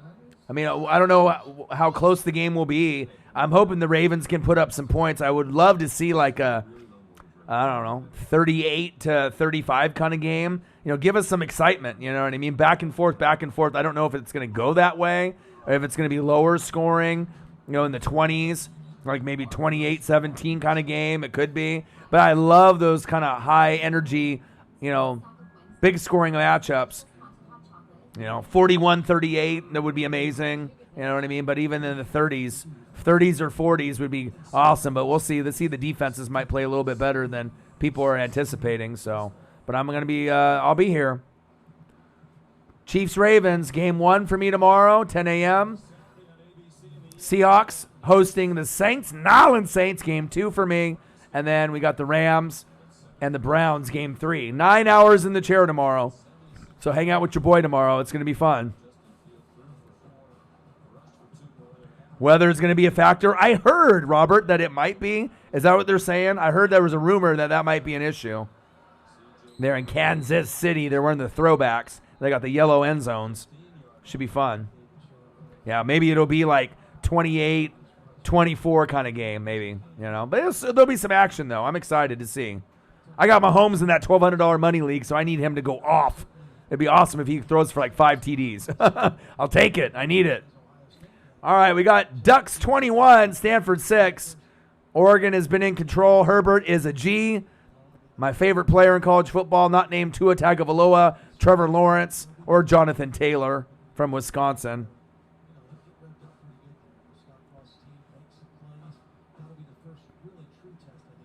All right. Game is almost over. Last stretch. If anyone has any fantasy football questions about their lineup, anything that they want to go over or talk about, comment below. I'll be here probably for another 10 minutes or so until this game is over. And this going to every team website takes a lot of patience, let me tell you.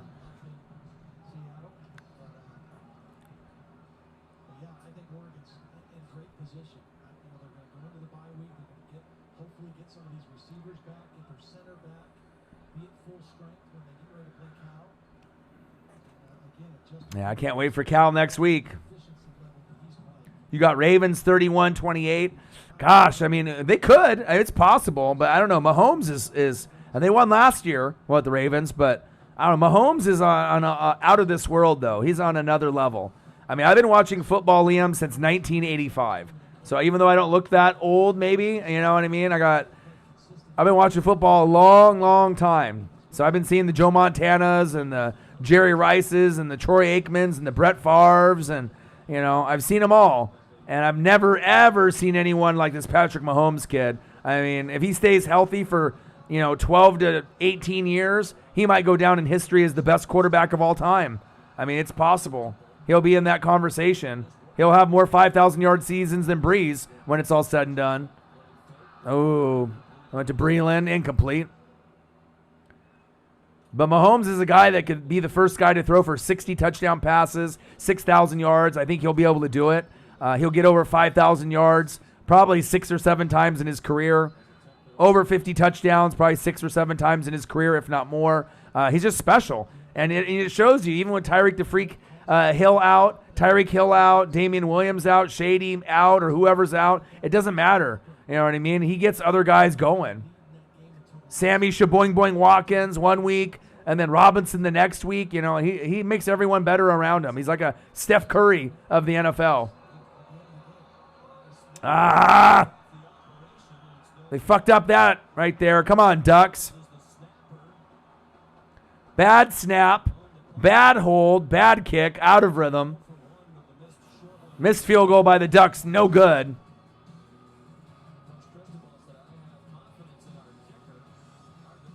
Shanked it wide left. Timing was all off there. All right, we're getting down to the nitty-gritty. Game is almost over. But I've enjoyed myself. I hope you guys have enjoyed the stream and hanging out with your boy, watching some football. Love you guys. Appreciate every single one of you that's in the building.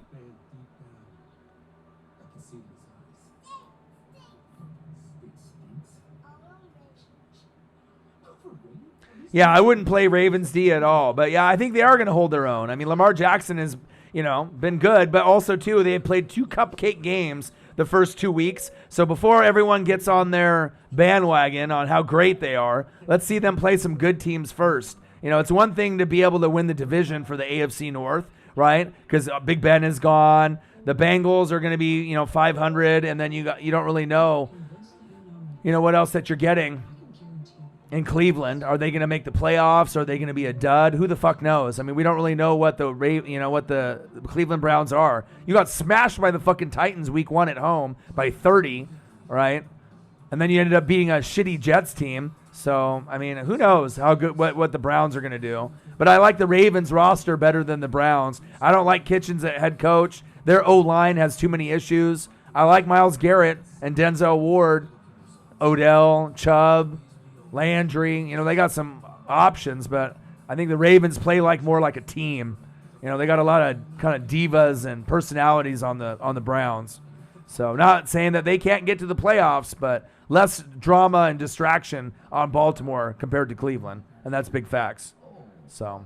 Voya helps them to and through retirement, dealing with today's expenses like college, while helping plan, invest, and protect for the future. So you'll be okay. Without me? We'll be knock off this wall. Imagine the closet space.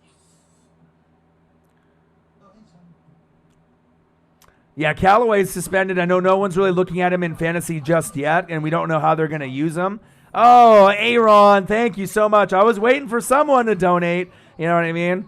I get it if you're not a Ducks fan or a Stanford fan, but you can just donate to your boy, grinding and working hard. Aaron, $5 donation. Thank you for not leaving me in the cold and having 0 donations in a 3-hour stream. At least that makes up for it, so thank you.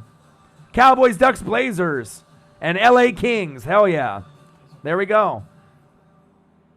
Appreciate you very much. That means a lot. You know what I mean? Anyone can just, join the stream or smash the like button or subscribe. But donating, you're taking your love to the next level. And people don't just donate just to anybody. You know what I mean? This is hard-earned money from you guys, whether it be allowance, a job, whatever it is. But I appreciate you very much. Thank you. Cougars and UCLA coming up right after this. This game is almost over. Aaron with a very generous $5 donation. Appreciate you. Play action fake. Costello looking. Wide open in the middle of the field. Big fucking hit by the Oregon Ducks. Sit the fuck down. Let's go. Yeah, go get food and beer. There you go. Hell yeah, man. Ducks all day, every day. Yeah, I got on their highlight package for their game here a couple weeks ago, which was pretty cool. Twitter put it out, and I got in their highlight package because after Ducks do their games, they usually do like a minute 30 highlight reel with highlights and fan reactions. And I took my friend and his brother to their first game a couple weeks ago and got in the highlight package, got on TV on the recording, and got on the Duck Vision board like 3-4 times.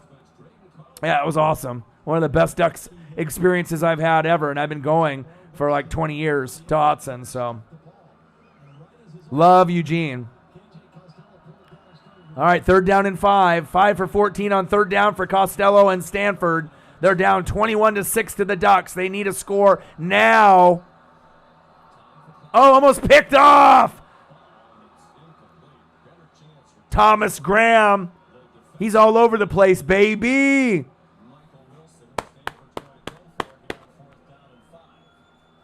Fuck yeah, 4th and 5. Let's go.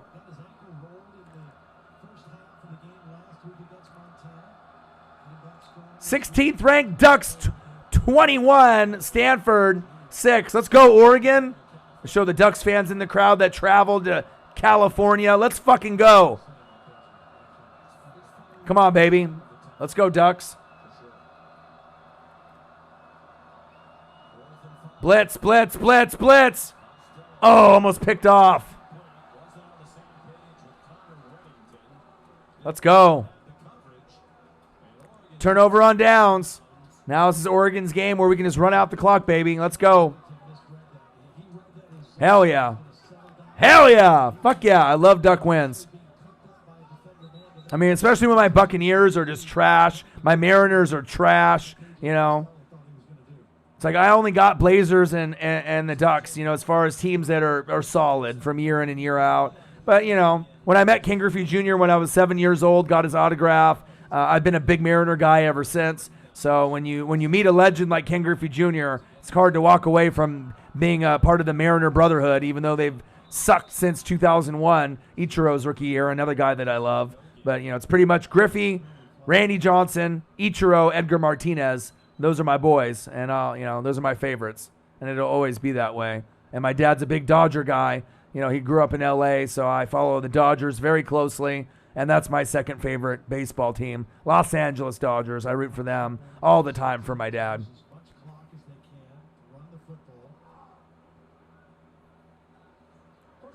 Personal foul. Personal foul on number 3 on Oregon. Come on now. Game's almost over. Let's go. Come on, Johnny Johnson. You're better than that.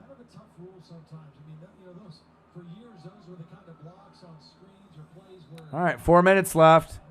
1st and 25 for the Ducks. Just hand the fucking ball off and bleed this fucking clock. Let's go. The Ducks are facing Cal, who's 4-0, right? And it's at home. It's the Pac-12 home opener, so the students are going to be there. It's going to be lit. I'll probably be there within the first 5 rows behind the Duck bench. I just got to decide if I'm going with my girlfriend and my friend or if me and my friend are just going to go. But they haven't even said what time the game is on. But Cal's 4-0, and we'll be 3-1, so it'll be lit. It'll be fun. And Cal's defense is legit, so it's not going to be an easy win. The Ducks might actually lose next week, so I hope they win, though.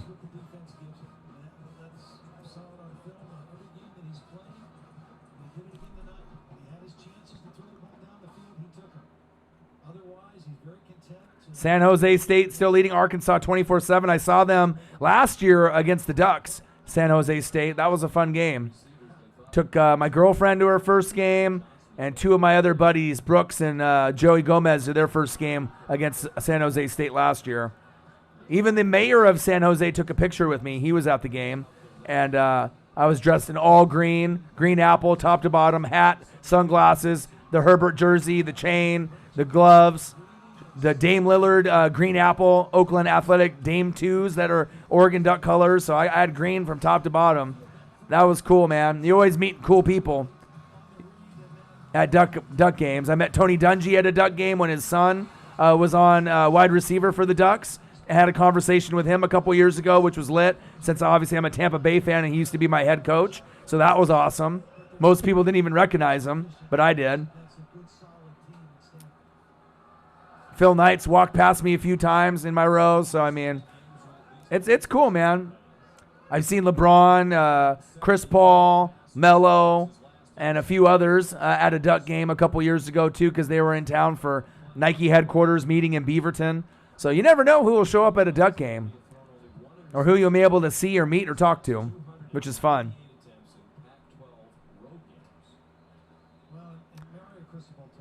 All right, game almost over. 4th down and 19, clock running, minute 40. Ducks have this one in the bag. It's bleeding the clock as much as possible, and then they're going to have to punt it away.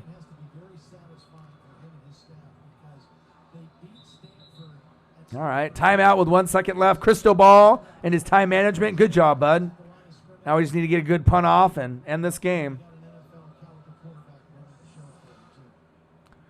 The Ducks lose a heartbreaker, 27-21 to Auburn. We beat Nevada 77-6. I was there at that game. Montana 35-3. At Stanford, we're going to win this game. Then we play at home and against number 23 Cal, who will probably be ranked 20th. Colorado on Friday, October 11th. At UW, Washington State at home, October 26th. I will be there front row behind the Ducks bench. You'll see me. So I'm excited. We got some good games left. Love my Ducks. All right, minute 27 left. We got 21-6 Oregon ahead of Stanford. Great defense. A great game by the Oregon Ducks today. Jacob Breland with 2 touchdowns for the Ducks. Nice little connection Herbert and Breland have.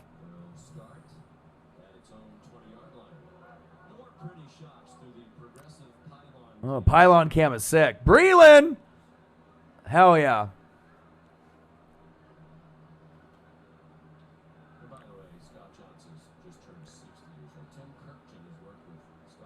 Oh, sexy cheerleaders on TV. Hello.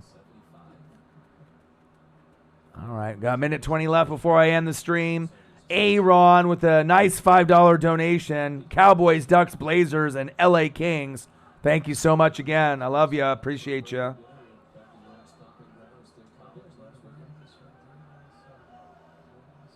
Quack Attack, baby. You might have got us last year, but not this year. 4 sacks by Stanford, even though it felt like 10, right? And the Ducks have 3. So the battle in the trenches was won by Stanford early, but Ducks have fought back. Get him! Get him! Yeah, bitch, sit down! Woo!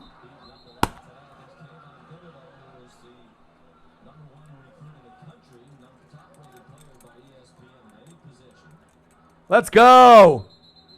Big fucking sack. Time for an Oregon Duck sack lunch. Yum, yum, yum, yum, yum, yum. Let's go. 4 sacks for the Ducks. 4 for the Stanford Cardinal. Hell yeah. Love this. Kayvon Thibodeau, number 5 there on TV, is a force. The number 1 ranked player. First time a ranked top 10 in school history. Top ranked player in high school to come to the Ducks. I mean, the last time we had a player that was ranked that high was Haloti Ngata, and we know how good of a player he turned out to be in the NFL. So Thibodeau is just getting started. Number 5, one of the best DNs in the country already, and he's a freshman. He'll be doing big things as the season goes on. Stanford losing 3 in a row. David Shaw. Auburn defense is elite. And the thing is, with Auburn winning all their games so far, that Oregon loss to Auburn doesn't look as bad anymore. I mean, it was a tough loss, but Auburn is legit. You know what I mean? Auburn is one of those teams that might be able to beat up on some of the other, top 7, top 8 teams in the country. They're pretty solid. Bo Nix is a nice quarterback, I had no harsh words for them when Oregon lost when I did the live stream, and people were trying to see if I was going to say that they cheated or this or that, negative comments towards Auburn. But I got class. They just outplayed us. We choked at the end. They found a way to get enough plays and enough first downs. You got to give credit where credit's due. Auburn is a good football team this year. Incomplete pass. 7 seconds left. Ooh, got some nice games. 16th, Oregon Ducks 21, Stanford 6. They should go up in the rankings a couple spots. I can't wait. Maybe a 14th ranked Oregon Ducks, and Cal should be in the top 20. So 14 versus 20 next week. Oh, baby. Oregon and Cal, Pac-12 opener. Get him, get him. Woo! Another sack lunch, motherfucker. Yum, yum, yum, yum, yum, yum.